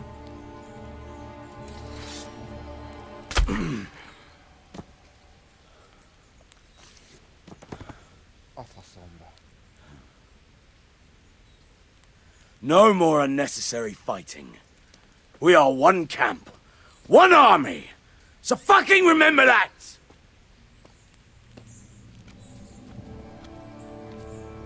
Inkább neked. Sir, I'm glad to see you, Captain Robard. I hope Henry's explained everything to you. He did, but I find it hard to believe. Who could possibly put together such a significant military force, and right under our noses? We'll just have to find out, but I don't think we will until after a battle. If we don't deal with them now, who knows what they'll be capable of in a week or two. I agree entirely, my lord. What's the plan? Right, lad. We're almost at the place you described. Now we'll have to advance cautiously. I need you to tell me how it looks around the camp, so I can decide which side to lead the attack from.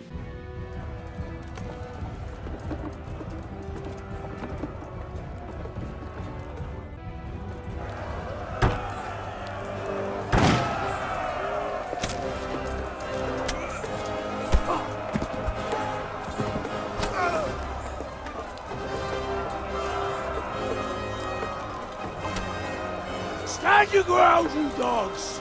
Drive them back!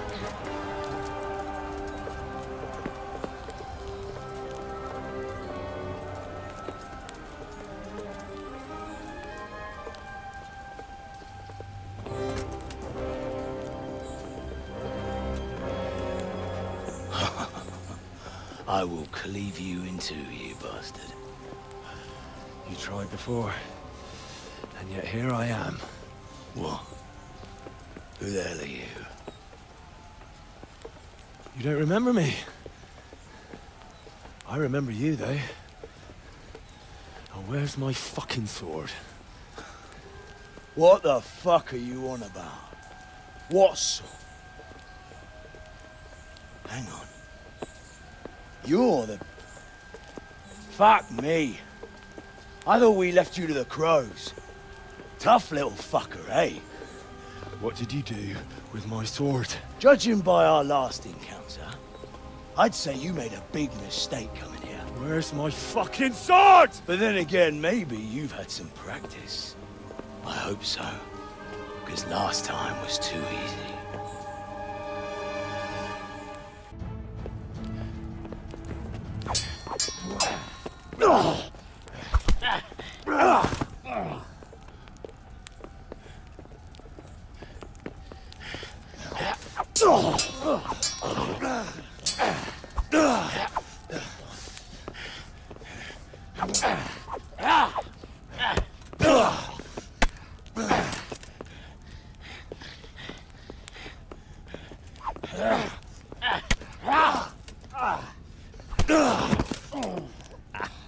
Not bad for a peasant brat.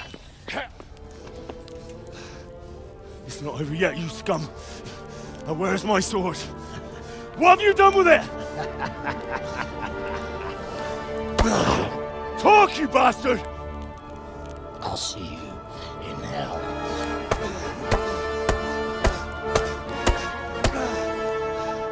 Tell me, do you hear me? Tell me what you've done with it!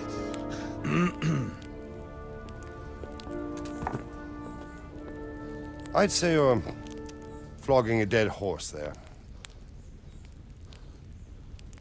You took him down. On your own.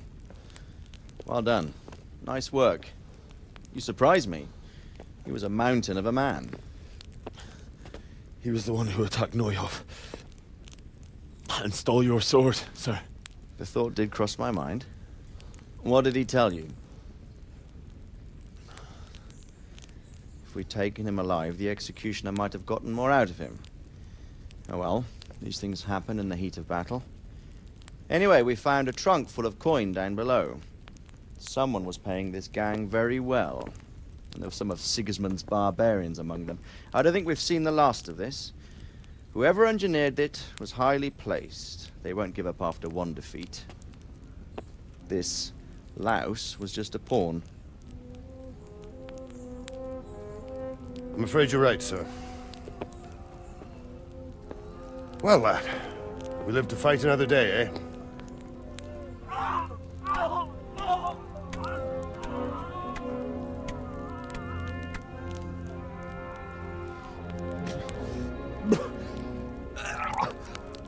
That's the fear leaving you, lad. Let it go.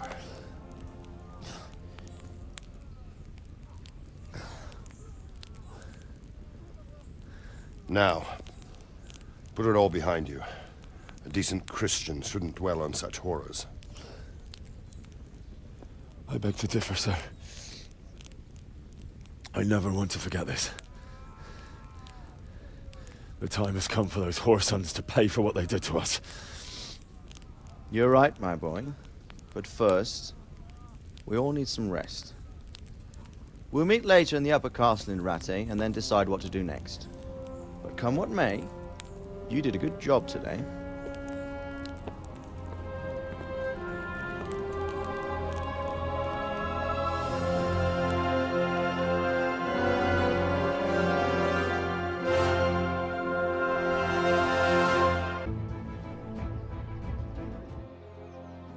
I will make you pay for this.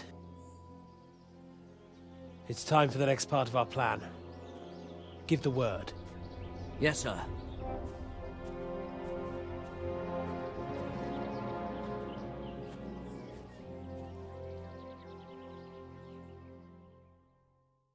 My lord, I'm afraid you were right when you said these hostilities wouldn't end at Przemysłów. That comes as no surprise. What has happened?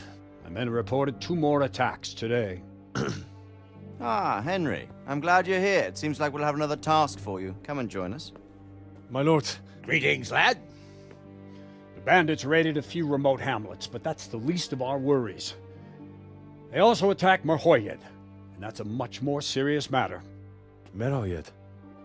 Matthias is working there. They attacked right after the battle in Przemysłów. Bastards were probably trying to prove they're still strong. But there's a silver lining. The villagers held them off. and they even took one captive. He's wounded, but we can still interrogate him. Your Graces, I hope I'm not intruding.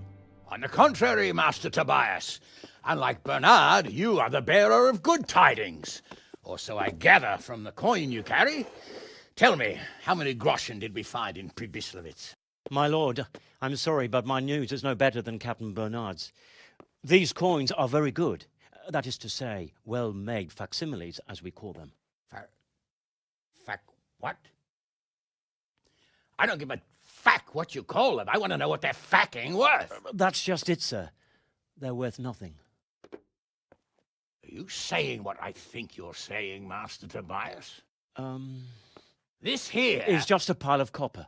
Kurva! Fuck! Plated with silver, so it's still of some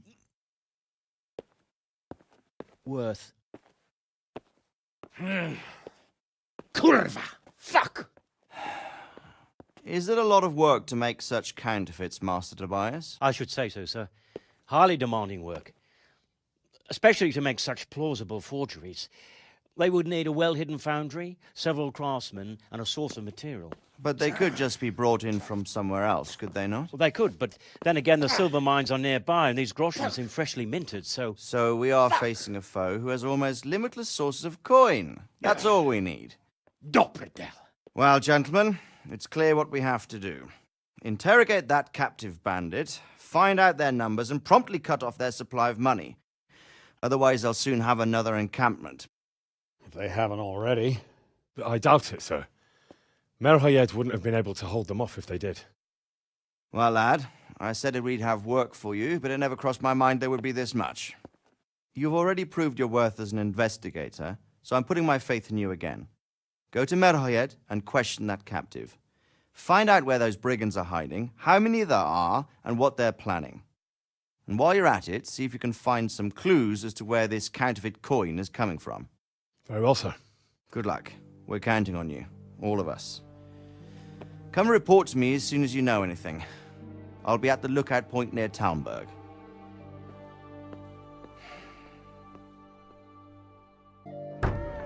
Henry!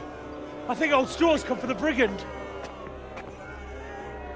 Step back from that Eden, young fella. But you can't kill me. Not just like that. Shut the fuck up, you weasel, and keep it fucking shut.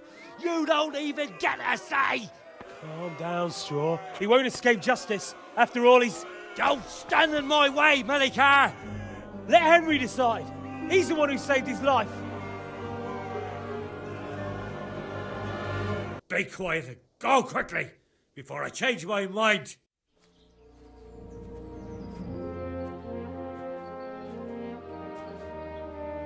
You haven't disappointed me. Nothing against Bernard, Robert, or any of those others. But none of them could find out as much as you. At least not without beatings and torture. And that doesn't always work. You're a godsend, lad. Thank you, sir.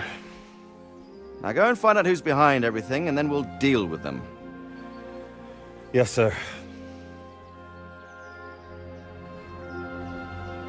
Sir. What is it? Sometimes I ask myself what it all means. Why does God allow such things to happen? All this slaughter and revenge, over and over. It's a hard question. I'm no theologian. But long ago I came to the conclusion that the only thing that makes sense is that it's all a trial. Life is one long series of problems to solve. The more you solve, the better a man you become. I never thought about it that way. Well, just look at the pampered ones who have no concerns in life, like young Lord Capon, for instance. I shudder to think how he will rule when his time comes. Tribulations spawn in life over and over again, and we must stand our ground and face them. So, I go to Sasso and solve this one. You can rely on me, sir.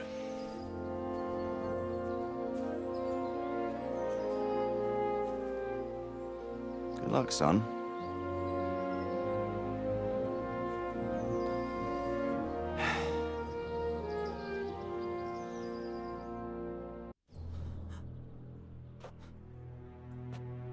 Where's the coin? What? What coin? I will not repeat the question. I don't know about any coin. I swear. Ah! Damn it. Where are those sacks you took from the wagon? Sacks? They're behind the shed. That's him! That's got to be that knight! Is that all? Did you take anything else?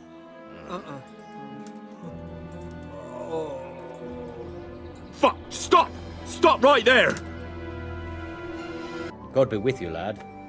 What can I do for you? Master Fafar, I need to speak with you. I found out something about the counterfeit coin. Did you really? Do tell. Close to Rovna, I came across a wagon that was transporting the false coins. Unfortunately, I came too late. The carter and his men were dead. Damn and blast. Do you know who did it? Yes. A certain knight turned up there. Turned out he was also after the forgers. Well, that is indeed unexpected. Tell me, what did he say? His name is Ulrich. He looked like a knight, but he refused to show his master's colours. Ulrich, you say?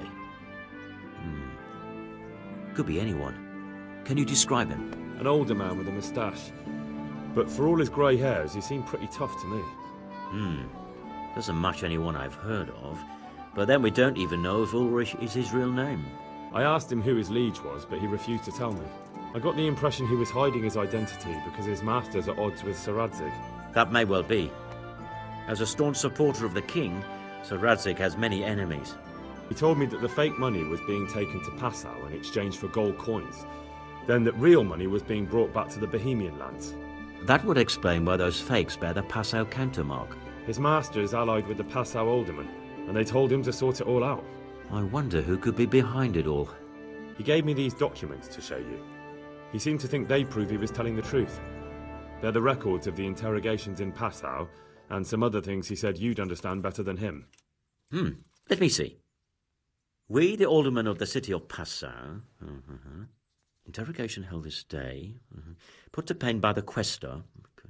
The place of origin is a monastery in the land of Bohemia. Which certainly confirms my suspicion that something underhand is going on in Sasso. Coin assay report. Copper core coated with amalgam. But this is interesting. Here's an outline description of how the forgeries are made. I'll have to study it more closely. We command Herr Ulrich to investigate and let no man stand in his way. This looks like the original safe conduct. It has the seal of the Passau alderman, but they certainly didn't pen this. How do you know? I recognize the hand. It's a Clement of Kaplitz, the high scribe of the Rosenbergs. Anyway, we should be careful. And we shall begin our investigation. The documents show they use silver amalgam for coating copper fakes. That's a lead we can follow. What? Silver amalgam. It's produced from quicksilver and silver. Well, that doesn't sound like something just anyone can get hold of. You're quite right. You will go to Sasso at once. Look around the forges in the city. Someone must be working copper for them. I, meanwhile, will take counsel with Sir Radzig and then follow after you. Where shall we meet? At the inn on Sasso Market Square. So, what did Master Pfeiffer have to say? I consulted him, and we definitely have a starting point. Tell me more. Master Pfeiffer found out they need copper sheets for the core of the coins, My pleasure. and quicksilver for the the other part. I see. They have such materials at the monastery. Exactly. That's why I'm interested in the local forges. Yes, that is good. Yesterday, I heard people from the craftsman's yard by the monastery complaining. They said they could not sleep at night because the blacksmith works all the time till dawn. I see.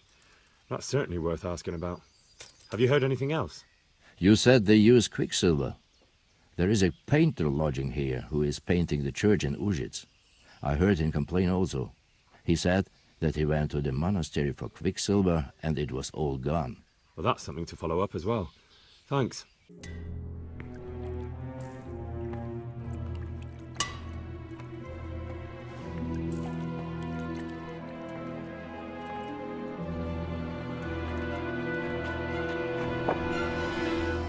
Jesus Christ. Who are you and what are you doing here? I'm here at the command of the royal hetman, Sir Radzig Kabila. And who's he?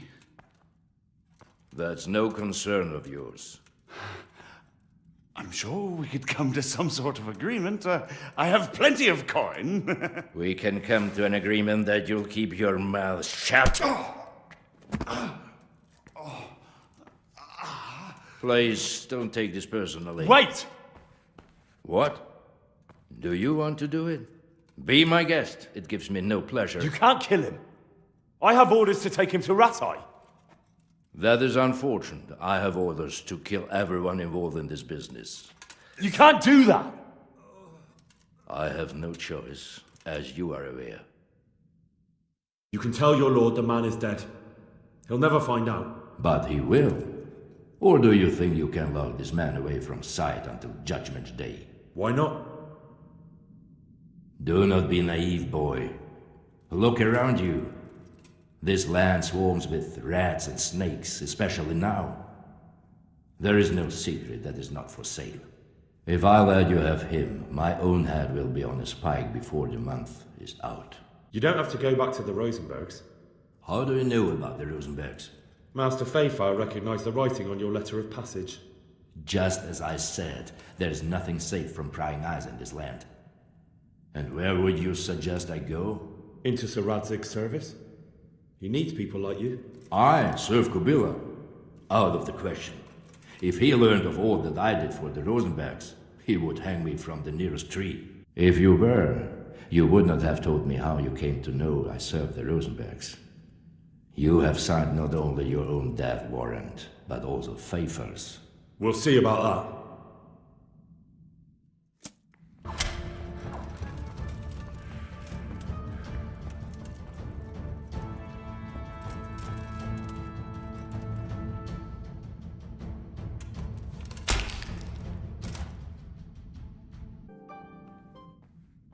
Let's go.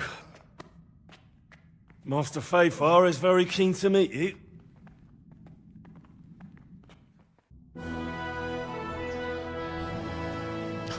Good work, Henry. Thank you, Master Fayfire. It wasn't easy, I can tell you. I'll take some men and have a good look around there.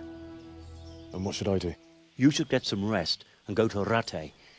In the meantime, Sir Radzig will have this wretch questioned. Maybe he'll get something useful out of him. All right. I'll see you in Rattay then. There's the man. Good work, Henry. Thank you, sir. I tell you to take a well-earned rest, but unfortunately I need one more thing from you. Whatever you command. Jezek refuses to talk to us. The stubborn bastard's asking to see you. Me? Indeed. Normally I'd send for Captain Bernard to beat it out of him, but then I told myself that if he's so keen to speak to you... I'll try to get something out of him. Where is he? He's locked up in the tower. Bernard will give you the key. Very well, sir. Well, finally, I've had quite a wait. Why do you want to talk to me, of all people? You brought me here. You should consider it an honor. If hanging around in a damp dungeon with a condemned man is your idea of honor... You're not seeing the bright side.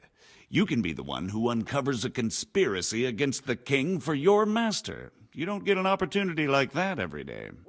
It did cross my mind, though, that it might be nice to get some assurances for my cooperation. After all, I'm the one the Margrave unjustly declared the scourge of the land and expelled from Moravia. They even pulled my beautiful castle down. It was the necessity of making a living that forced me to take some liberties. Do you really want to question the authority of the Margrave? I've always been loyal to the crown, but what can I do when the Margrave stole my fief? That's not why we're here. I don't care about your conflict with the Margrave. It's your crimes against the king I'm worried about. The king you say you've always been so loyal to. Very well, ask me anything you want. I won't be obstructive. What I want to know most of all is who's behind it. Who are you making those forgeries for? Do you think I couldn't have handled it all myself? I'm not trying to insult you. It's just not a job one man could do alone. All right, the way it began was I was short of coin, as usual. So I let those crimps in Sasau recruit me. Recruit you into what? I didn't inquire too much. In this business, you don't ask too many questions. But when they found out I wasn't just anybody, they put me in charge of the counterfeiting. A foreigner by the name of Eric gave me instructions. But for sure, he isn't the chief. And there's someone highly placed at the monastery who's mixed up in it too. But I don't know who. This highly placed person at the monastery, what can you tell me about him? I've no idea who he is, only that he's no small fry. After all, he handles the exchange of the forgeries in Passau. I see. Is there anything else at all you can tell me about him? No, he was supposed to supply me with materials too, but he backed out. Eric said he probably got cold feet. So what have you learned? All sorts of things. There's some foreigner called Eric behind the counterfeiting ring, and someone highly placed at the monastery. The monastery? Really? That's what Jezek claimed. So it's worse than I thought. If this is true, we'll have to proceed with the utmost caution. Why? Can't we just go to the monastery to investigate? No. If the church is truly involved, I have no authority. You should return to Sasso and take a closer look at those recruiters. If they're going to attack, we must find out sooner than last time. It might not be as straightforward as that. So Jezek didn't know them and has no idea how to find them. You'll have to manage somehow, my lad. Don't tell me there's an armed force amassing here and nobody knows anything. Go to Sasso and try to find them. I'm not sure where to start, sir. Then ask around the alehouses and inns, or at the Rathaus. Someone must have heard something. These things can't be entirely kept in the dark. Whatever you do, be careful, Henry. And best not mention my name. It would attract unwelcome attention. What we want is for the crimps to take you for just another village lad they can lure into their gang. All right, sir. I'll try to blend in as best I can. I know I'm asking a lot of you, but I know of no one else who could help as much as you can now. Hallowed be thy name. Thy kingdom come. Thy will be done on earth as it is in Amen. heaven. What?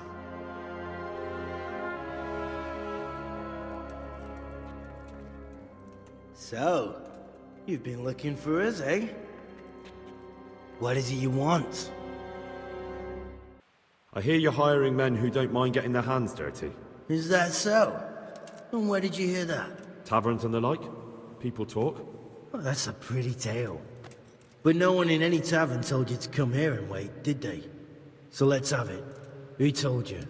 The bailiff's man told me about you. The one who runs the fight club in the quarry. Did he now? Well, I hope you trounced him. Bastard took my money at dice. If you want, I can give him a proper hiding, just to show you I'm serious. Spare me the boasting. I've got a test ready for you.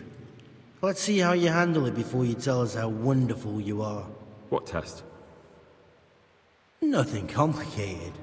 We used to take anyone who looked like they could keep their head on straight. But not now. Now you can only join if you do what we tell you. Which is what? Steal something? No, not theft. If you want to join us, you have to kill Pius.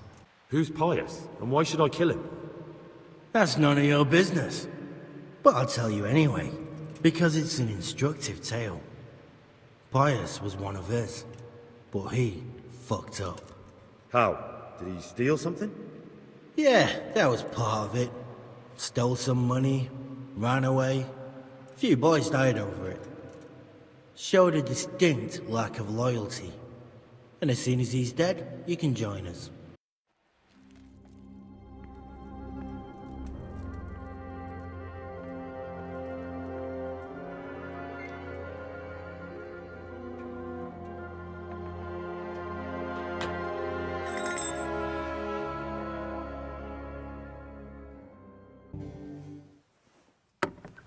Everything's prepared.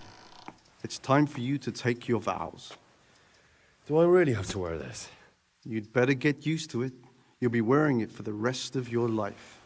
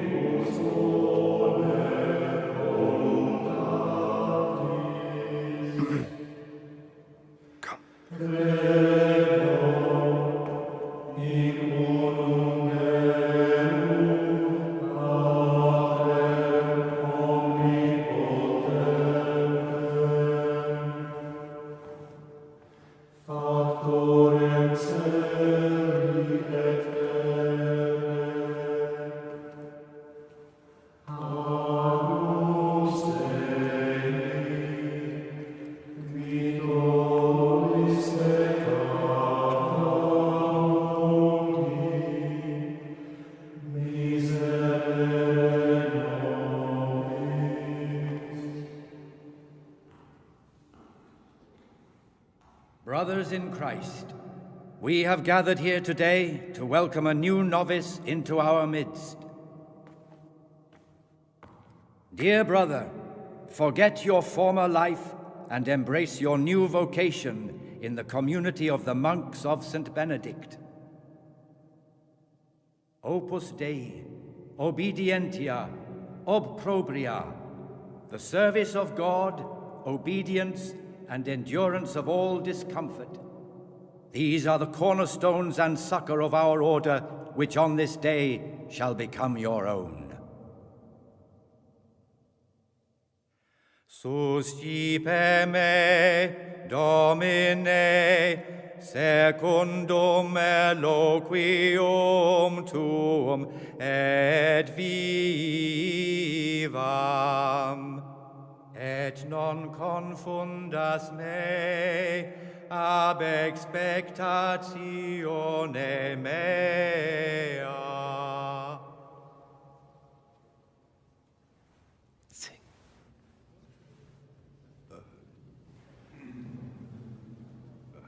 Suscipe me, Domine, secundum in loquium tuum vivam, et non confundas me ab expectatione mea. Accept your new name, Brother Gregor, and wear it with honor. Welcome, brother.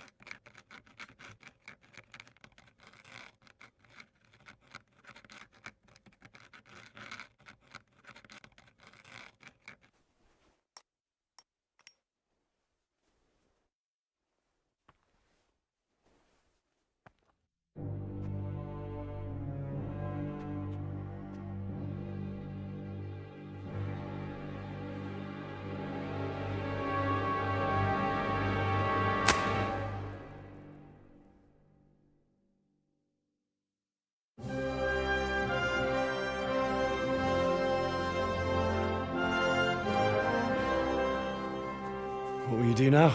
Now, get the hell out of here. Steal the first horse I come across and ride until dawn, far, far away from here. I was thinking... Here, take this. Show it to those cutthroat bastards and tell them you found it on me. That should convince them.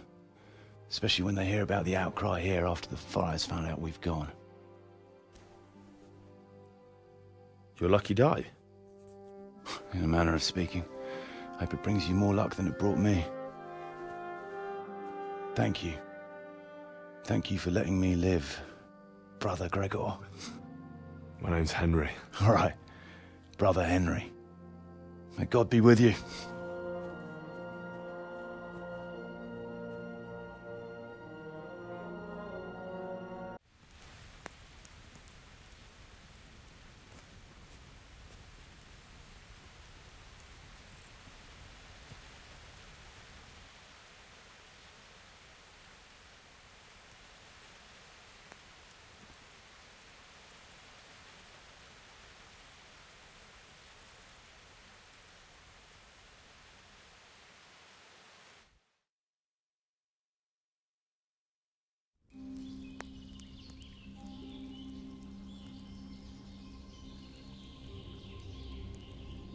Morning, sunshine. Hope we didn't wake you. Kurva! Did you have to sneak up on me like thieves? We are thieves. Besides, we had to make sure you weren't followed. Or trying to lead us into a trap. But enough of this chit-chat. Let's get down to business.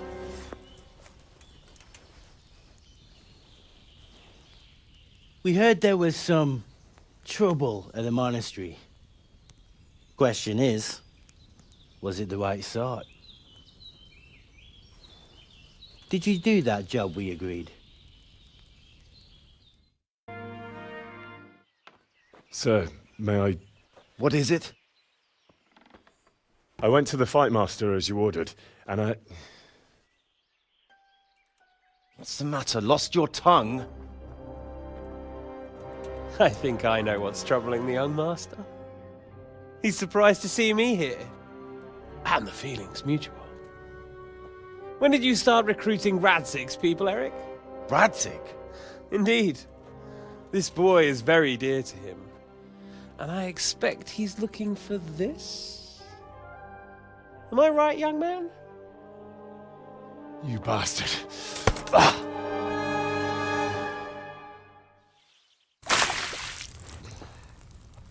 He's coming round. I apologize for the discomfort, but it's for your own safety. And ours, of course. You can count yourself lucky, lad. I'm gonna keep you alive. I'm sure your father will pay a nice fat ransom for you. My father's dead. That lackey of yours wouldn't even let me bury him. He doesn't know, Eric. Nobody told him. He told me, a foreigner, but not him. How very inconsiderate. I'm sure you'd rather hear it under different circumstances and from someone else, boy. But beggars can't be choosers. Your father, your real father, is alive. You even know him. It's your liege lord, Radzig Kobyla. Although, how much can he really care about you? Here you are, a homeless orphan, and he still hasn't acknowledged you. Your parents are both dead, aren't they? I thought so. And yet, Radzig still hasn't told you the truth. Could it be that he's ashamed of you? I wonder if you'll want to pay that ransom after all. Well, best not think about that. If your father won't pay your ransom, you have no value to me. My father's dead. I understand why you feel that way. My own childhood was not dissimilar. How strange that we should have something in common. But I've delayed long enough. Now it's time for you to tell me why you came here. I was looking for my father's sword, which was stolen by a certain bastard. And I found it. But I wonder which father you mean. In a way, it belongs to both. Doesn't matter who it belongs to. I'm gonna kill you with it. You're hardly in a position to threaten me. But now I think of it, why not? When your father, your real father, pays, I'll give you an opportunity to try. I think that's very generous of you. Isn't it? Radzig will crush you, and I'll be there to see it. I very much doubt it. You spied on our camp. You must realize that your father hasn't a fraction of the forces I've gathered. And now, with the king in captivity, there's no one to levy troops to come to your aid. Even united with Hanush and Divish, your father couldn't raise more men than I have. The only force in this country capable of defeating me is Sigismund's. And he pays me. When he wins, I win. Everything I take now will be mine, and I plan to take everything.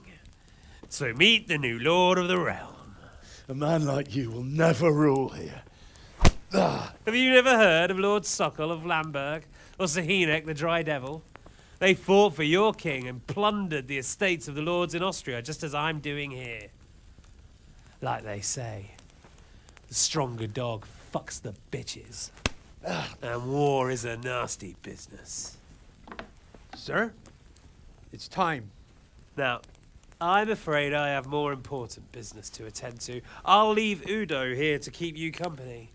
And let's hope for both our sakes that your father pays up. Farewell. Rot in hell! Knock some manners into him, Udo. Come on, Eric, let's go. We've got work to do.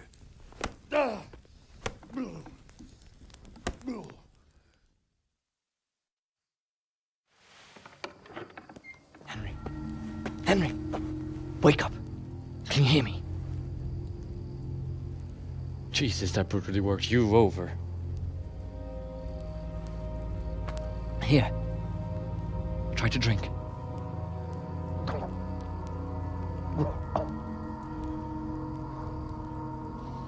I thought you'd never come round.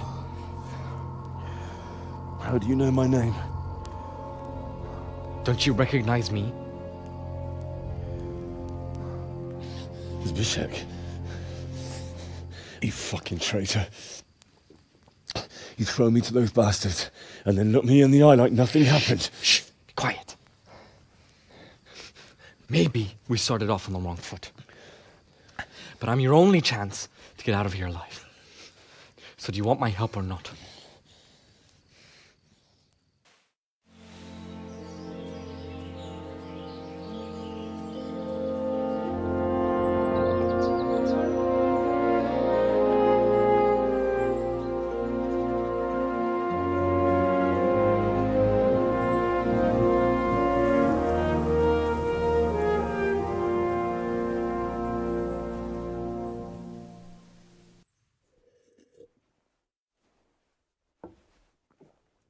Any word about your boy, Radzig? Nothing yet. Let's hope he hasn't done anything rash. Wouldn't surprise me, given the balls that he has. Now, I wonder where he might have got those from. Don't start, Hanush.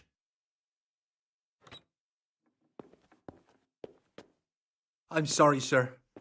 This fellow... Henry! Father? I told you he had balls. Well, I see that you haven't been idle, and we'll certainly need to have a talk later, but not quite so publicly. It looks like you have plenty to tell us. What happened?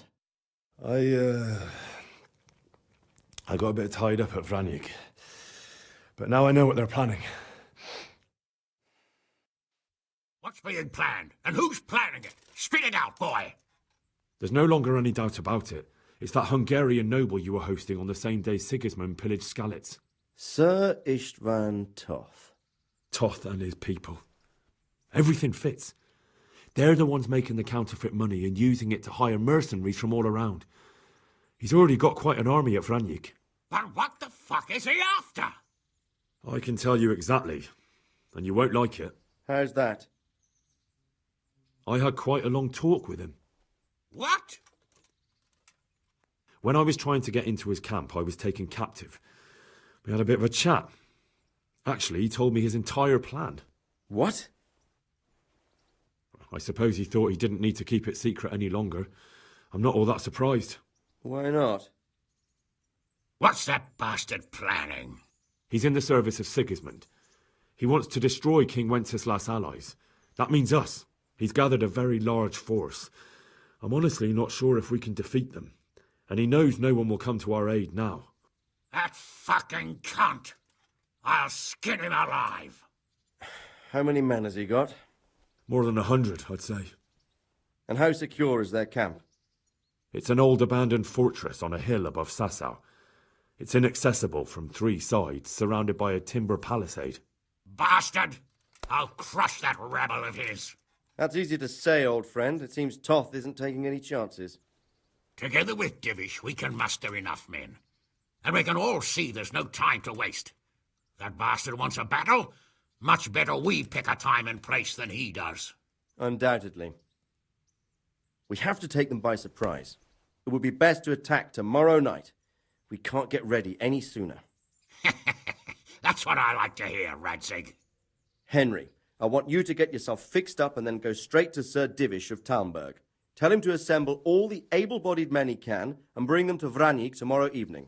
We'll wait for him there. Yes, sir. Finally, a chance to show I'm not carrying a sword just for ornament. Get a good meal inside you and get those wounds tended to. You look wretched. And if you need equipment or armor, tell Bernard. He'll give you what you need. Yes, my lord. No more, my lord. I'm your father. I swear, Hal, I plan to tell you. I'm sorry Istvan, of all people, beat me to it. But now we have more urgent matters to deal with. Later we'll have time to talk about it. What do you say? As you wish, my lord. Father. Good. Now go to Divish as quickly as you can, son.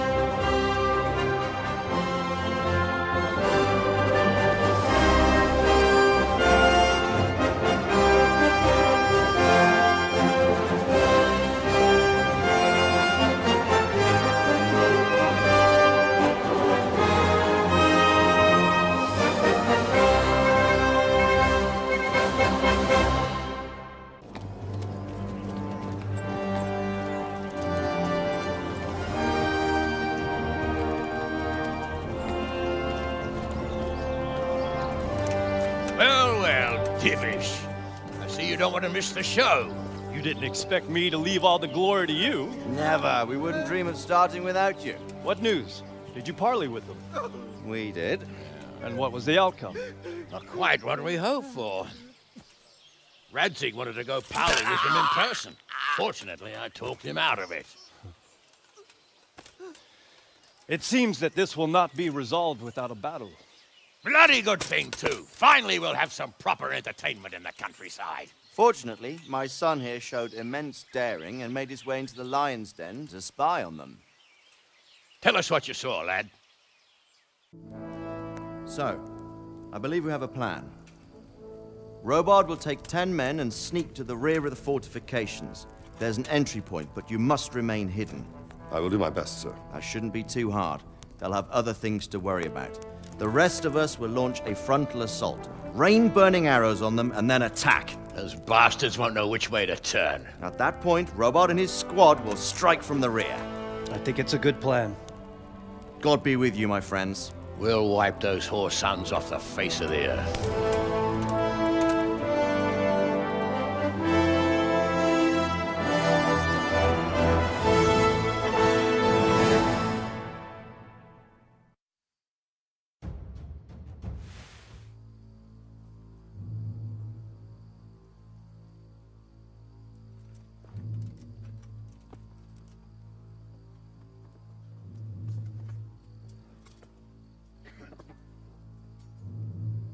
Listen up now. We are about to meet the rabble that have been trying to hurt us. Pillaging, killing, raping, and generally being a thorn in our side for long enough. They may be hiding behind a stockade, but they are still a pack of curs who are no match for men like you. And tonight, we are going to festoon these trees with corpses. First, we will set fire to the little hornet's nest. Then we'll keep them busy by the gate. And when we've made it nice and hot for them, Sir Robard and his men will pounce on them from the rear. And we will hack them to pieces. Have you got it? Yes, sir. Good. Now,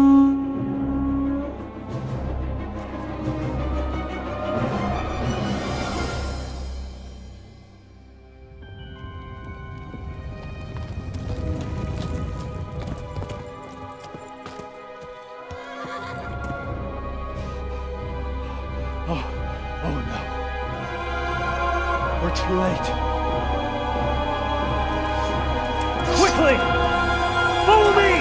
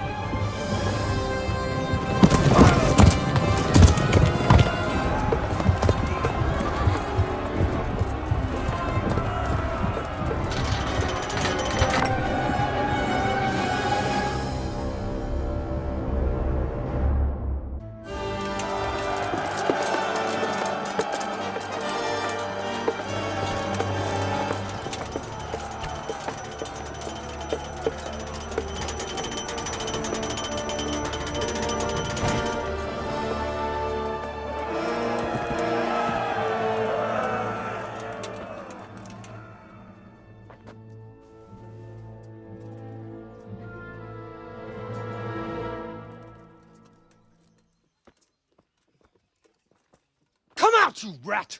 Come out and fight like a man! I don't think so. I like it better right here. Would you rather hide behind my wife like some mangy whelp? I could just as easily cut her throat. I have hostages enough, and strong walls to protect me. Bring him here.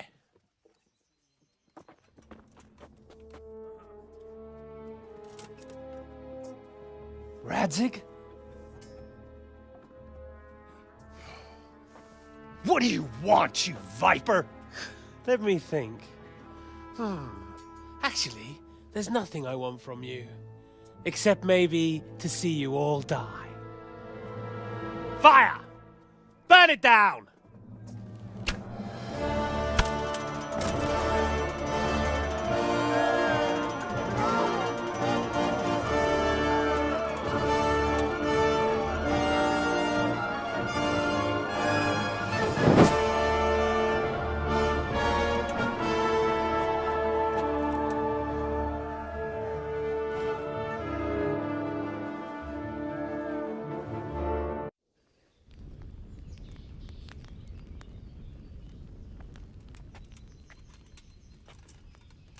Christ. Are you all right? I'll live. Whew, but I don't think I'll be wielding a sword for a while. Oh, we have men enough for sword wielding. A good lord is harder to come by. How the hell did they get Radzig? I didn't make it to the gate. He was charging against reinforcements from the castle. We have to save Sir my father, somehow. And we have to save my wife and get our home back. My friend, I think you know as well as I. We have to lay siege. No. No, that is our last resort. We have to try all our other options. Sir, if a few men could scale the western wall after dark, maybe they could get inside, free the hostages, and open the gate. That is, if they're holding them in the courtyard, as we've always done. Well, that's a big if. What if they're seen and they can't raise the portcullis quietly? Sir Hanush, if we can save just one hostage. It's a perilous undertaking. Who would you send? I'll go.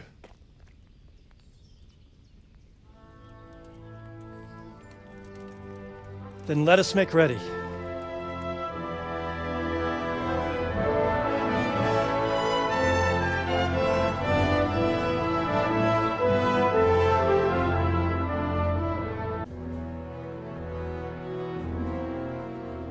If any of you are having second thoughts, this is your last chance to speak. Very well. So I hope we're all clear on what has to be done. We need to free the hostages to deprive Toth of his advantage. Now he'll be keeping them somewhere where they can be guarded, but somewhere separate from his other men. And where would that be? We always kept our captives in the house on the bailey by the stables. What if they're in their tower or somewhere else? Then we'll have to go to the gate and try to open it. But that will take time and attract attention. So we can only do it if we know exactly how things stand.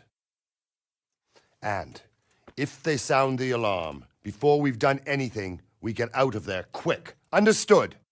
And leave them there? Better a couple of hostages than a pile of corpses. Lord Capon, are you quite certain you want to engage in this action? Quite. After all, it can't be much different from sneaking out of the upper castle in Rattay and back in every night.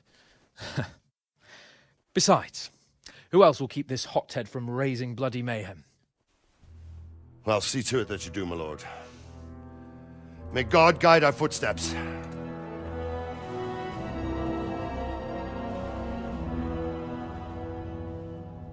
Come on then. Let's get the fuck out of here before they catch us. Gorva! Fuck my ass!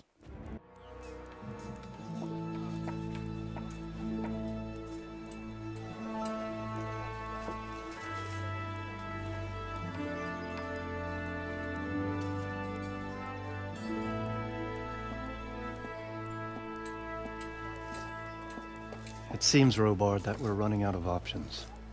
We don't have enough men to scale the walls with ladders, and we can't afford to lose any more. We can only take Talmberg by a ruse or with superior numbers. Ruses have failed, and we don't have superior numbers. Then we are left with no choice but to build a trebuchet. To demolish my own walls. Where is Master Fafar? He's waiting. We sent for him as soon as... Bring him to me. Let's not waste time.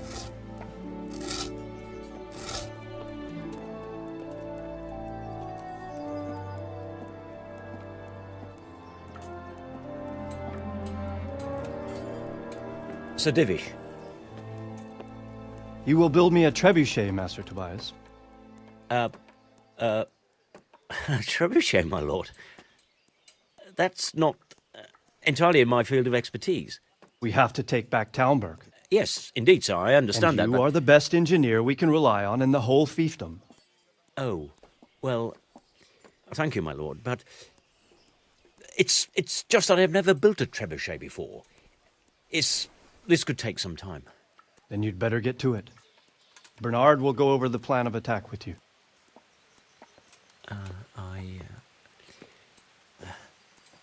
Oh. Well, Master Tobias, you have much to do and little time. I will not keep you any longer. Indeed. Of course, sir. Thank you, my lord. How are the preparations proceeding in the other camps? As well as can be expected under the circumstances. There are still many things that need doing, but I just don't have the time for them. No, you don't. Henry. Yes, sir. I would like for you to help with the preparations in the encampments. Gladly, sir. Robard will brief you. That'll be all.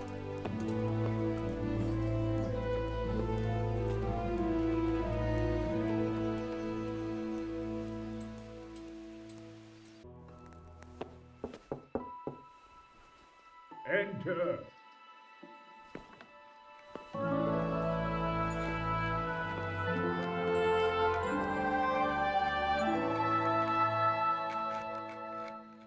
Huh? By the horn of Joshua, you startle me. I thought you were urban. What do you want? A well-chosen site. You want to strike the gate, do you? True. We don't want to do more damage than necessary. I quite understand. Sir Toth is holed up there, is he? Just so, Master Conrad. I hear you have some accounts to settle with him. Ah, not entirely. I've done with him. Sigismund trusted him more than me in his campaign against the Ottomans, and we all know how that ended up. How did it end up? Badly, my lord. The flower of French knighthood was slain there. Sigismund fled for his life, and I did too, I must confess. Be assured we shall not make the same mistake here. We do not intend to starve them into submission, but to break down the gate. I am at your service, my lords. We will build the trebuchet quickly. It will be ready in a matter of days. And I can supply, for example, Roquetta to sweep the foe from the battlements. Roquetta? I do not believe I've heard of such a term. Roquetta? are missiles filled with black powder with a touch hole at the bottom to ignite it. They shoot forward, something like a hand cannon, but without rocks. The rocket is the missile. I see. But we don't have black powder in these parts. Nor cannon. Indeed. It should have occurred to me. But I am very fond of Rocchetta, and I always think what Alexander the Great might have accomplished with them. I understand. We find ourselves in a conventional situation that demands a conventional solution. I'm still hoping that Toth will see sense and parley with us. He may well do so, especially when we set up the trebuchet on his doorstep.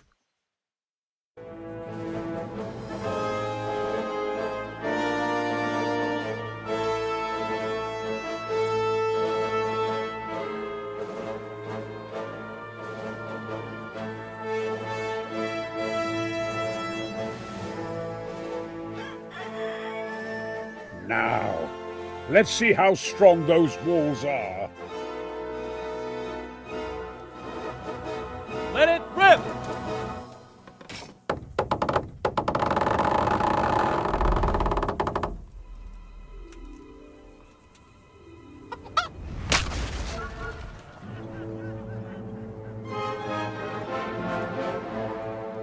That was just the first shot.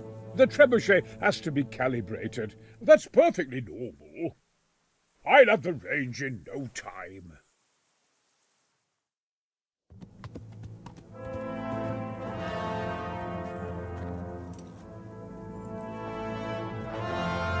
Move! Move! God damn it, I have to get to Sir Divish! Sir! They're coming. There's no time. Someone bring water. Breathe, man. You'll be all right. Who's coming? There's an army on the way. And they're carrying the colors of Havel Medic of Valdek. And they're very close. Havel Medic? He's surely not coming to help us. Not that bastard. I have a score to settle with him.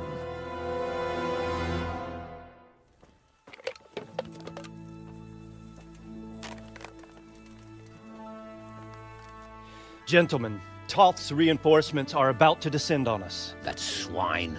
How many men? We don't know exactly, but there are many, and they will probably be here by dawn. So soon? How is it that we knew nothing about this before? The whole land is in chaos. It's a wonder we can find out anything at all. If they attack from the rear... We'd be finished, just as Toth has been planning. The sneaky weasel. He's been one step ahead of us the whole time. Not this time, though. What are you thinking? Robard, how do you think the weather will be tomorrow? Well, sir, if my joints don't deceive me, and they rarely do, it'll rain. It'll rain buckets. Here.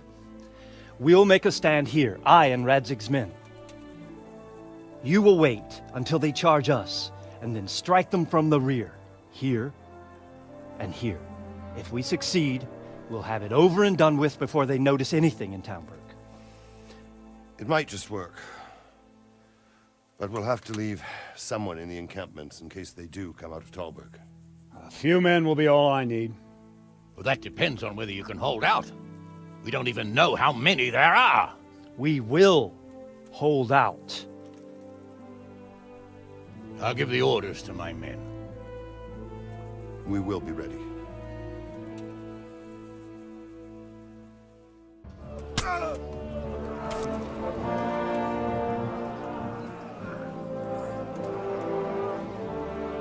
Here's their leader. What? This boy? You should show a little more respect, Divish. You'll need it when you kneel before Istvan. Oh, now the pup shows his teeth. Istvan, you say? Not Sir Istvan? Or Lord Toth? Just how intimate are the two of you? I know him. He's Eric, Toth's captain and right-hand man. Finally, some good news. Shackle him and guard him closely. Those bastards want to destroy our trebuchet.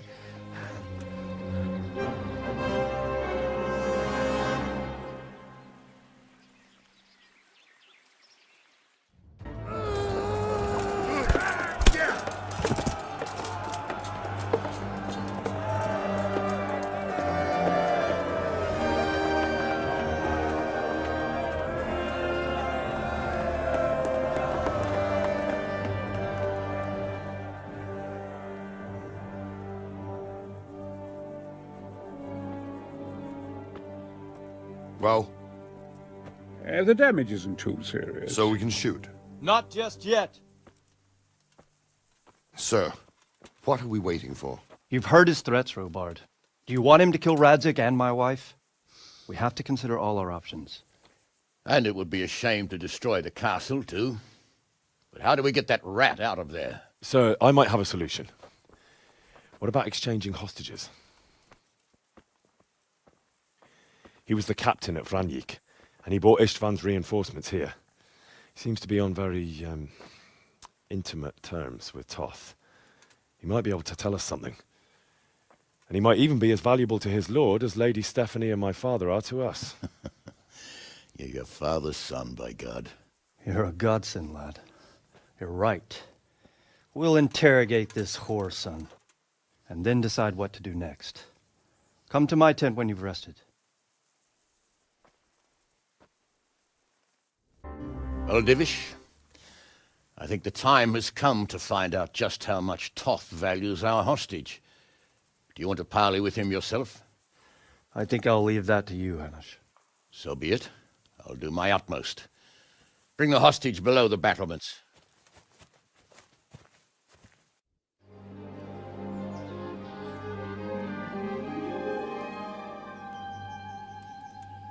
Sir Istvan! What is it? Did our neighbourly visit catch you unprepared? A little, but we've settled in nicely. And this fellow is enjoying our company so much, we simply can't get rid of him.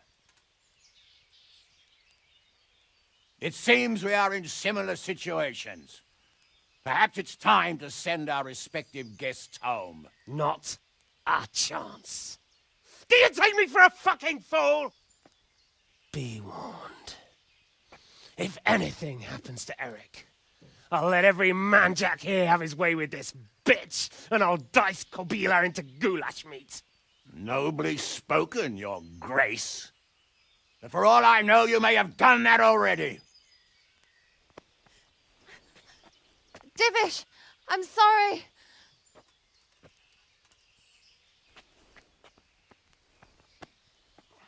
Greetings, friends. Fear not, Lord Toth is treating us like royalty. They're unharmed, as you can see. But don't try any tricks, or they won't be for long, Hanush.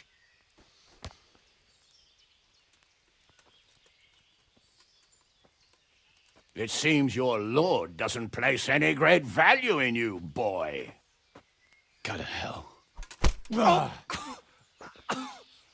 I'm sorry. It looks like it's not going to be that easy. Well, at least we know they're alive. I didn't expect much of it anyway. He won't harm them as long as we have this fellow.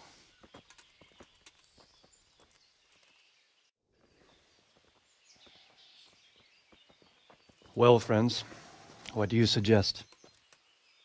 I'd say we have no choice but to attack. It's a great risk, Robard, with Stephanie and Radzig inside. I know how you feel, sir, but Toth is no fool. They are his last safeguard. He will do nothing to harm them until he is sure of victory. Would you be saying that if it were your wife inside? Or your father? Well, let me point out that we have no choice anyway. We don't have enough supplies to keep men here for weeks, while gangs of brigands and Sigismund's army roam the countryside. Toth won't agree to an exchange, and even if he did, we'd have to let him go. With all his men, he'd be a thorn in our sides till Judgment Day. Sir, a message has arrived. What is it? Margrave Jobst is approaching with his retinue and wants to speak with you. Jobst, you say? All right. What is he doing here? Who's Jobst? Jobst of Luxembourg is cousin to King Wenceslaus and Sigismund. He's the Margrave of Moravia. Only a year ago, he was collaborating with Sigismund and the League of Lords. He betrayed King Wenceslas and his ally Prokop. Now, he's changed sides, appointed himself the leader of the rebellion against Sigismund, and wants to liberate Wenceslas. Whichever way the wind blows. Nevertheless, it seems the decision is made for us. We don't want Jobst camping with us in front of our own castle like a band of gypsies. I'm afraid you're right, Hanush. All right. We'll let the men rest a while and then attack. Come to me when everything is ready.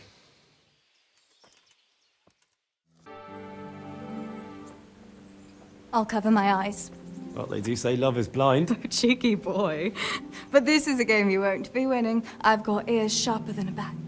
And I'm as stealthy as a cat. You'll never find me. We'll see. But if you leave the barn, you lose. Come here.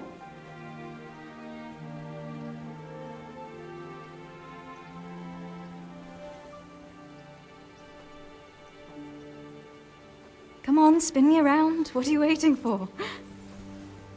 Blind I may be, deaf I'm not. Make a sound, and you'll get got. How does it go after that? It doesn't matter. Go and hide.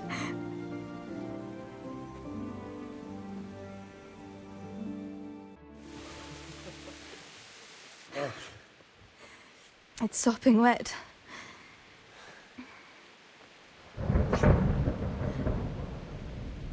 Not afraid of thunderstorms, are you? Not anymore.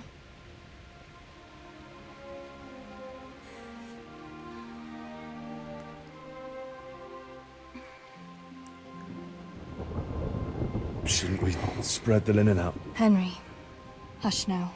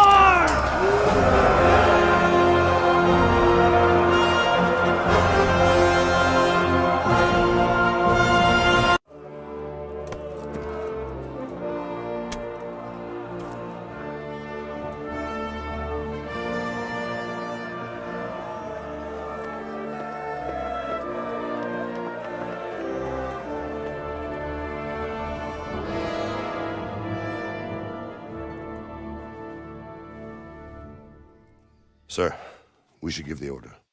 Let's see if Istvan Toth can worm his way out of this one. Don't tempt fate, Hanush. Istvan! It's over!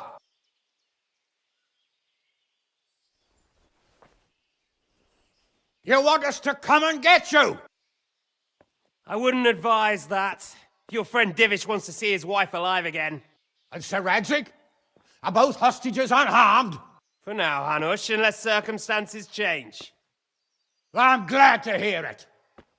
My guest is also safe and sound, but he's also quite keen to go home. I imagine you feel the same way. It's been a long time since you warmed yourself at your own hearth. I'm in no hurry. I've plenty of supplies here, grand view and excellent company. What more could I want? Your freedom! Freedom? Freedom to get an arrow in the back?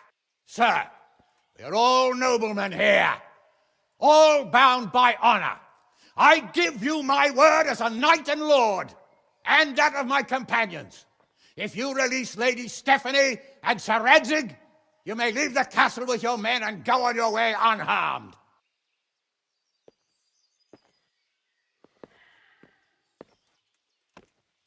And just how far will we get? What good will it do me if your men attack us in the woods instead of here? If you give me your word of honor that you will leave and never return, I promise you safe passage to the boundary of this fiefdom. What happens after that is up to you and the will of God Almighty. Very well then, but I want a small safeguard. I'll give you her ladyship, but Radzig comes with me. I'll release him in Skalitz. Out of the question! Is our word not good enough for you? Is mine not good enough for you? I swear I'll release him when I get to a safe distance. I'll go with him, Hanush. Let the Lady Stephanie have her freedom now. Father! Don't worry, son. I trust Lord Toth's self-interest more than his word. He wouldn't be fool enough to harm me. If you're certain, Radzig. Prepare horses and supplies, and tell your men to pull back. We'll come down. You heard him. Get to work. And any man who breaks this truce answers to me. So, are you really going to let them go? My word is my bond, Henry. He's a cutthroat and a liar. Good men are dead because of him. What's to stop us from skewering him as soon as he sets foot outside? Our honor! If you let him go, he'll do the same again. Or worse. God's justice will find him. And then he'll get a taste of my mace. If we break our word of honor, we have none. And without honor, we are nothing. Never fear. Your father will be all right. We'll hunt down those vermin yet.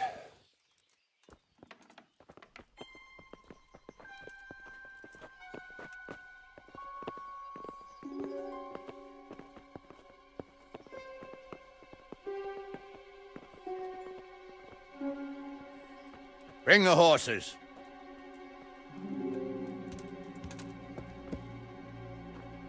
Here she is, as I promised. Not a hair on her head harmed. Divish! Stephanie. Forgive me, husband. I'm sorry For what? for letting them into the castle. Come now, my dear. You're not to blame. I didn't know who he was. He said he was your friend. Never mind. Did he hurt you? No.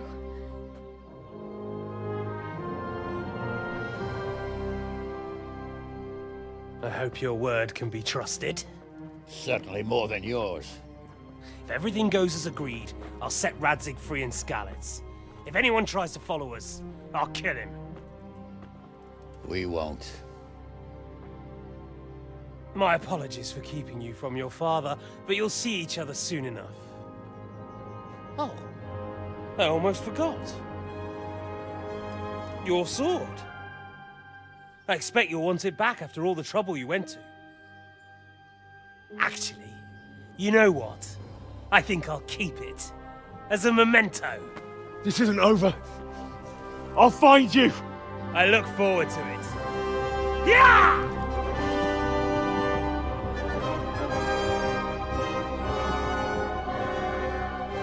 Quick! To the battlements! We have to see which way they go! Oh, they really are heading for Skalitz. Mount up, Henry. You've heard what he'll do if we follow them. We're not going to follow them. We just have to collect your father. Or do you want him to walk back here when they release him?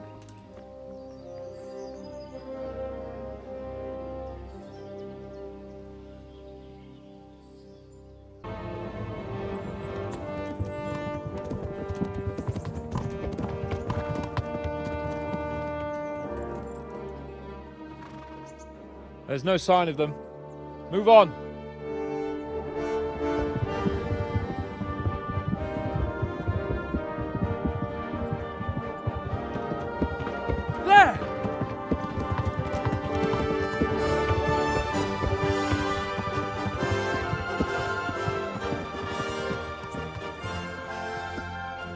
glad to see Istvan kept his word, sir. Not half as glad as I am, Your Grace. Well, we kept our word too, and now Toth has had his head start and he's fair game. Which way do they go? To the north, but I would be careful, Sir Hans. Fear not, Your Grace. I have twice as many men as he. Well, I won't keep you any longer. I'm sure the two of you have a lot to say to each other. Let's go!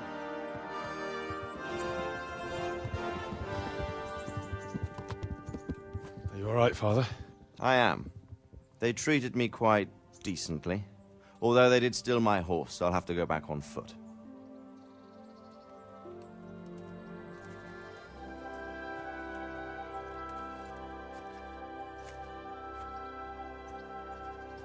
It looks like it's all over. Not by a long shot. It won't be over until we get this mess cleared up. And catch that bastard. How could we let him go? Would you rather we killed him?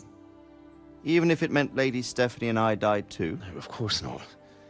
But what was to stop us from killing him after the exchange? Honor? Honor? If the word of honor of a nobleman could not be trusted, then he would never have agreed to the exchange. And where's the honor in abandoning your son? You know how it is. We were young. It happened. And I couldn't marry a commoner. Then your father, Martin, came along and took care of both of you. Well, he knew it. What? That I was your father? Certainly. He was a great man. He took you as his own. And always kept an eye on you. Of that you can be sure. I know so little about his past. He told you nothing? Oddly enough, even though you don't have his blood, you're very like him. When he was around your age, he became bored of his trade and set out to see the world. He lived through many adventures, even fought in a war. In a war? Yes, in Poland, I believe. And I don't think he cared much for it. That's why he wanted me to stay at home. He spent some time in Prague, then settled in Kuttenberg. But it seems he quarreled with someone there and finally ended up here. You know the rest. I loved him, but even so, I somehow always had a feeling I didn't quite fit in. It was in your blood, I suppose.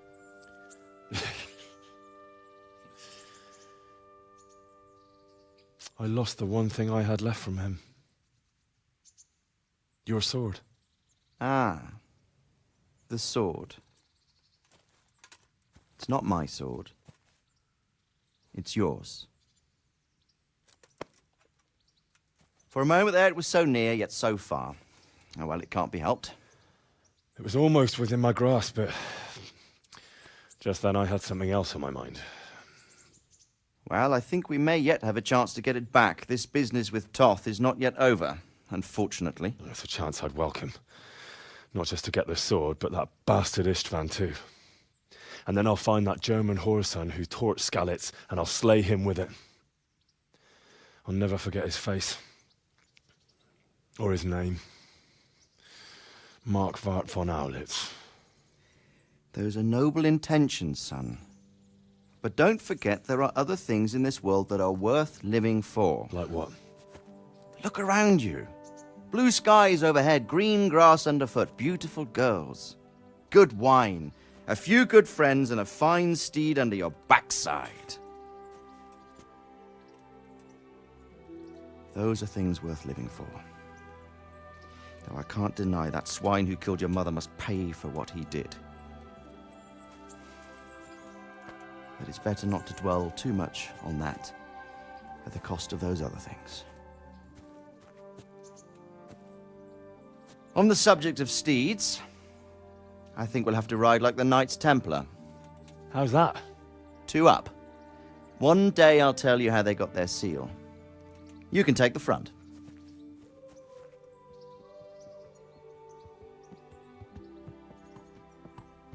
It's like I always imagined it would be, teaching my boy to ride. Although it would be better if you were a little smaller. My word, it's all go today, isn't it? I wonder who this is. I think I know. It's Margrave Jobst. The king's cousin? I wonder what he wants. I guess we'll find out soon enough.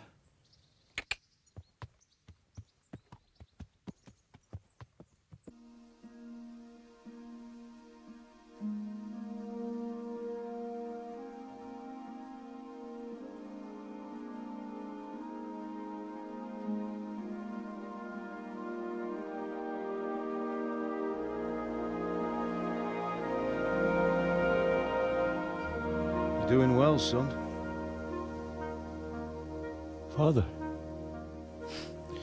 Come now. You know who sired you. That doesn't matter now.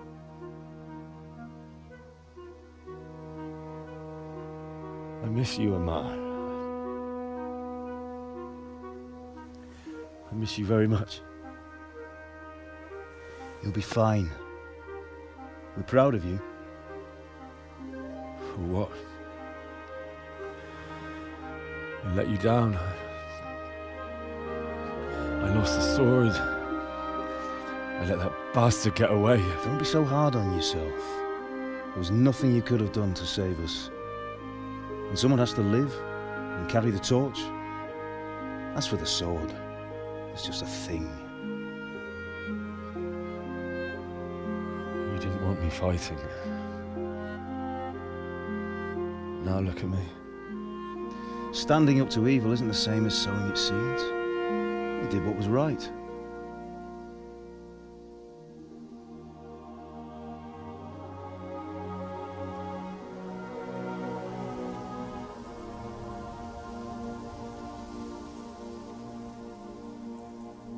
I have to leave you now. Oh, please. You know I can't stay.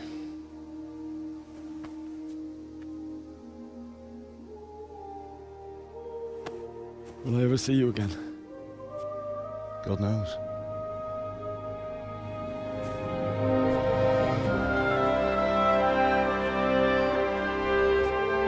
Make her proud. Don't go.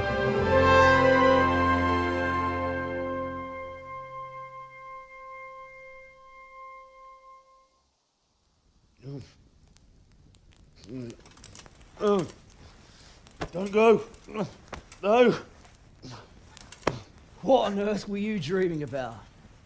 I couldn't wake you, and it's well past dawn. Sir Radzig wants you at the upper castle. The lords are in council with Jobst. Right. I'll go straight away.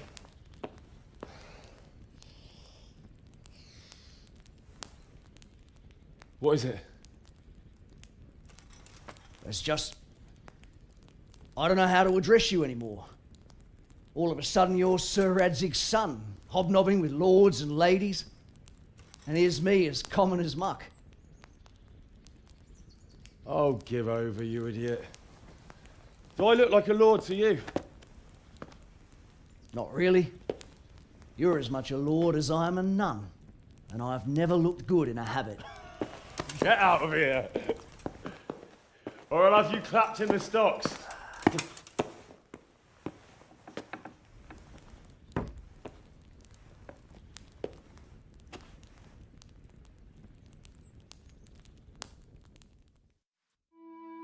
Ah, Hal. Are you going to the meeting with Margrave Jobst as well? I am. What about Istvan? I assume... That we didn't catch him? No. Because if we had, you'd be the first one to know. Have no fear. We'll get him eventually. I hope you're right. Anyway, let's go and see what Jobst wants from us. My lords, Christ's blessings on you all. And on you, Lord Capon. And this is my son, Henry. I didn't know you had a son, Sir Radzig. It came as a bit of a surprise to young Henry, too. This gentleman here is John II of Liechtenstein, a member of my council. I'm honored, gentlemen. Come join us. Margrave Jobst was just about to tell us the reason for his visit. Your Grace? I'm sure we're all agreed, Your Graces, that all this unrest must come to an end. This kingdom needs a king. Question is, which king? My cousin, Wenceslas IV, who is being held in captivity. I have to confess, my lord, that your answer surprises me a little. If I'm correctly informed, until recently you sided with your other cousin, Sigismund. That I cannot deny, and I have always stated my position plainly. But times have changed. How have they changed, Your Grace?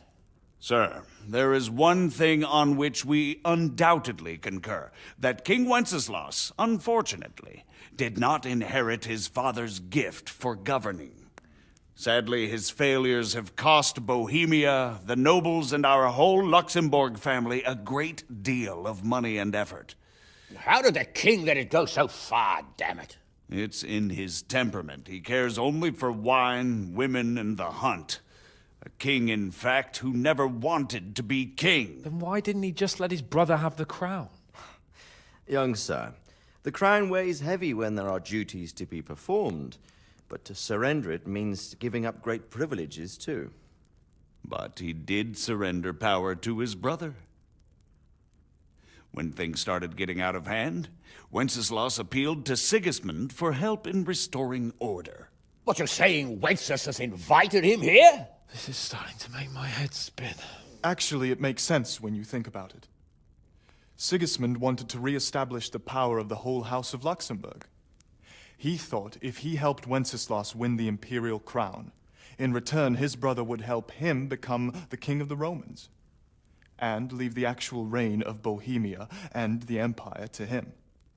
Sigismund would govern, while Wenceslas could carry on doing what he was best at, enjoying the life of the imperial court. Why wasn't Wenceslas crowned Holy Roman Emperor long ago? He was already elected king of the Romans. All he had to do was go and let the Pope put the damn imperial crown on his head. Who knows? Maybe he'd prefer hunting and consorting with bathhouse wenches to spending time with the Pope. Well, so would I must admit. Sigismund's plan seemed sound enough, but it didn't quite work out, did it? It worked for a while. He and his brother reached an agreement. Sigismund took over administration of the kingdom and began planning Wenceslas's journey to Rome for the imperial coronation. But then Wenceslas realized he would just be a puppet with a crown. I must say, Margrave Jobst, Wenceslas and Prokop behave rather like naughty children in need of a good clout about the ears. Sigismund would agree. He was already planning his rule of Bohemia, and all of a sudden, the rug was pulled from under him. I'd say he lost his patience and decided he'd drag Wenceslas to the coronation kicking and screaming if he had to. Just like a naughty child, as you say. So he abducted him and your brother Prokop too, if I heard correctly. Correct. And you helped him do it, if I heard correctly. Yes, Your Graces, it's true. I was there when Sigismund abducted Prokop. I thought everything could somehow be settled, that we could make my brother see sense. But Sigismund just wanted to put an end to the dispute once and for all, whatever the cost. There was nothing I could do to stop him. And that's one of the reasons why I'm here. The worst of it is that it was all for nothing. Instead of putting a stop to the revolt, it escalated it, and the result is this chaos we have today. That's true enough, sir. But I must admit now, I'm not sure what your position is. The king is incompetent, but we must protect him? The simple truth, gentlemen, is that for all of Wenceslas's faults, we have no one else. So we'll have to make do with his idleness. People like him, though. But what can we do now? Sigismund has the League of Lords behind him. Otto von Bergholf, Heinrich von Rosenberg. The situation has gotten completely out of control. Now even the nobles of the League of Lords are realizing that Sigismund wasn't the right choice. So now Bergholf is on your side? Are we to assemble an army together with him and face Sigismund on the field of battle? We're not in Hungary now. Such affairs may be settled elegantly, without unnecessary hostilities or expenses. I have negotiated an alliance with the Hungarian bishops, the Polish, and of course the Czech nobility, against Sigismund. Every day he is losing the ground under his feet, and that's why I need your help too. What kind of help, though? Sigismund has a massive army, and Rosenborg, Berghof, and Prague are behind him. Do you have an army you could face him with? But that's not what I mean at all. There's been a revolt against Sigismund in Hungary, partly due to my efforts, and now he'll have to choose whether he wants to gain the Bohemian crown, which is a very risky enterprise, or hold on to the Hungarian one. He can't have both. And there's a tough struggle awaiting him in Hungary. I'm not sure he'll win, and Rosenborg and Berghof know it too. They're not stupid. If the Bohemian nobility stands together, they will turn. We are men of little consequence, Margrave.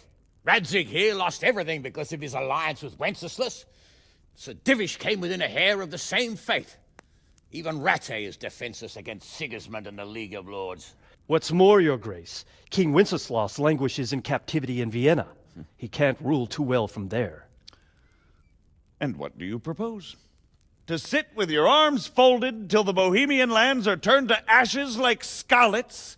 We have to put a stop to this senseless war. And do you know, sir, what the true position of the League of Lords is? I'm not on the best of terms with them at this moment, so you'll have to ask them yourselves. Yes. Why not? I'll go and visit Berghof at his castle and we'll see what he tells me. You know, that's not such a bad idea, young sir. True. Though a little risky. I doubt Berghof would harm a blue-blooded envoy. And you can find out what he has to say about developments and what the League of Lords is planning. Then we'll decide what to do next. I'll help you compose a letter to him. I'd like Henry to come with me. Why not? He's proven himself an able investigator, and he'll also be a good bodyguard if anything should happen. And I'll send Sir John here to Kuttenberg to be my eyes and ears there. I believe both your reports will help us get a better grip on the situation. When can you set out? Just as soon as I've packed my things. Excellent. Margrave Jobst and I will draft a letter. Get ready, and we'll meet back here.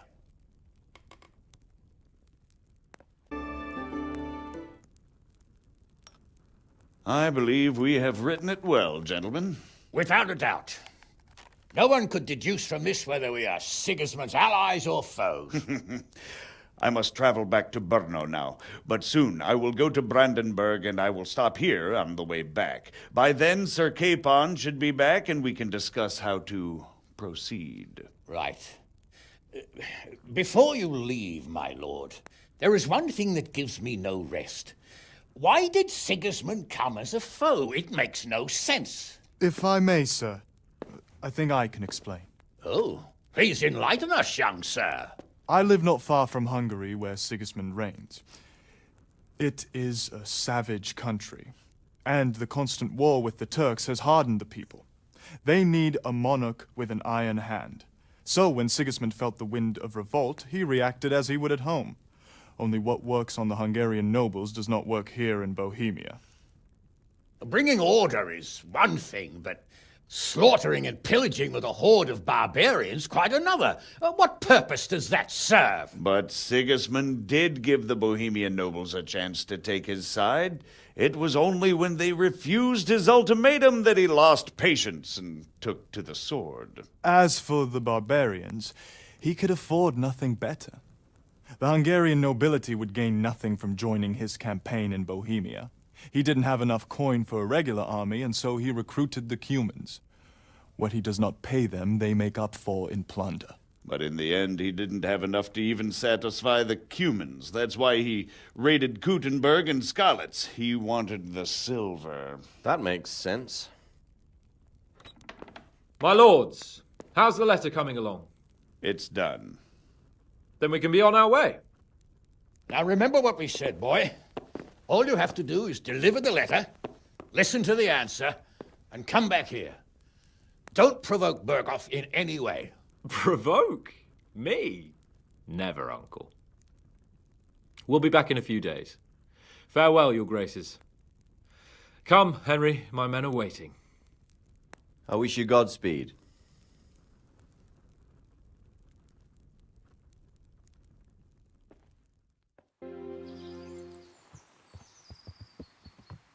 Let's get to it then. I finally have the feeling we're doing something worthwhile. We're helping to save the king. Instead of saving his drunken majesty, I'd rather find that whoreson who murdered my parents, get the sword back from him, and skewer him with it. Cheer up, Henry. I have a feeling you'll get your chance one day, and it won't be long in coming. Forward, men! Audentes fortuna juvat!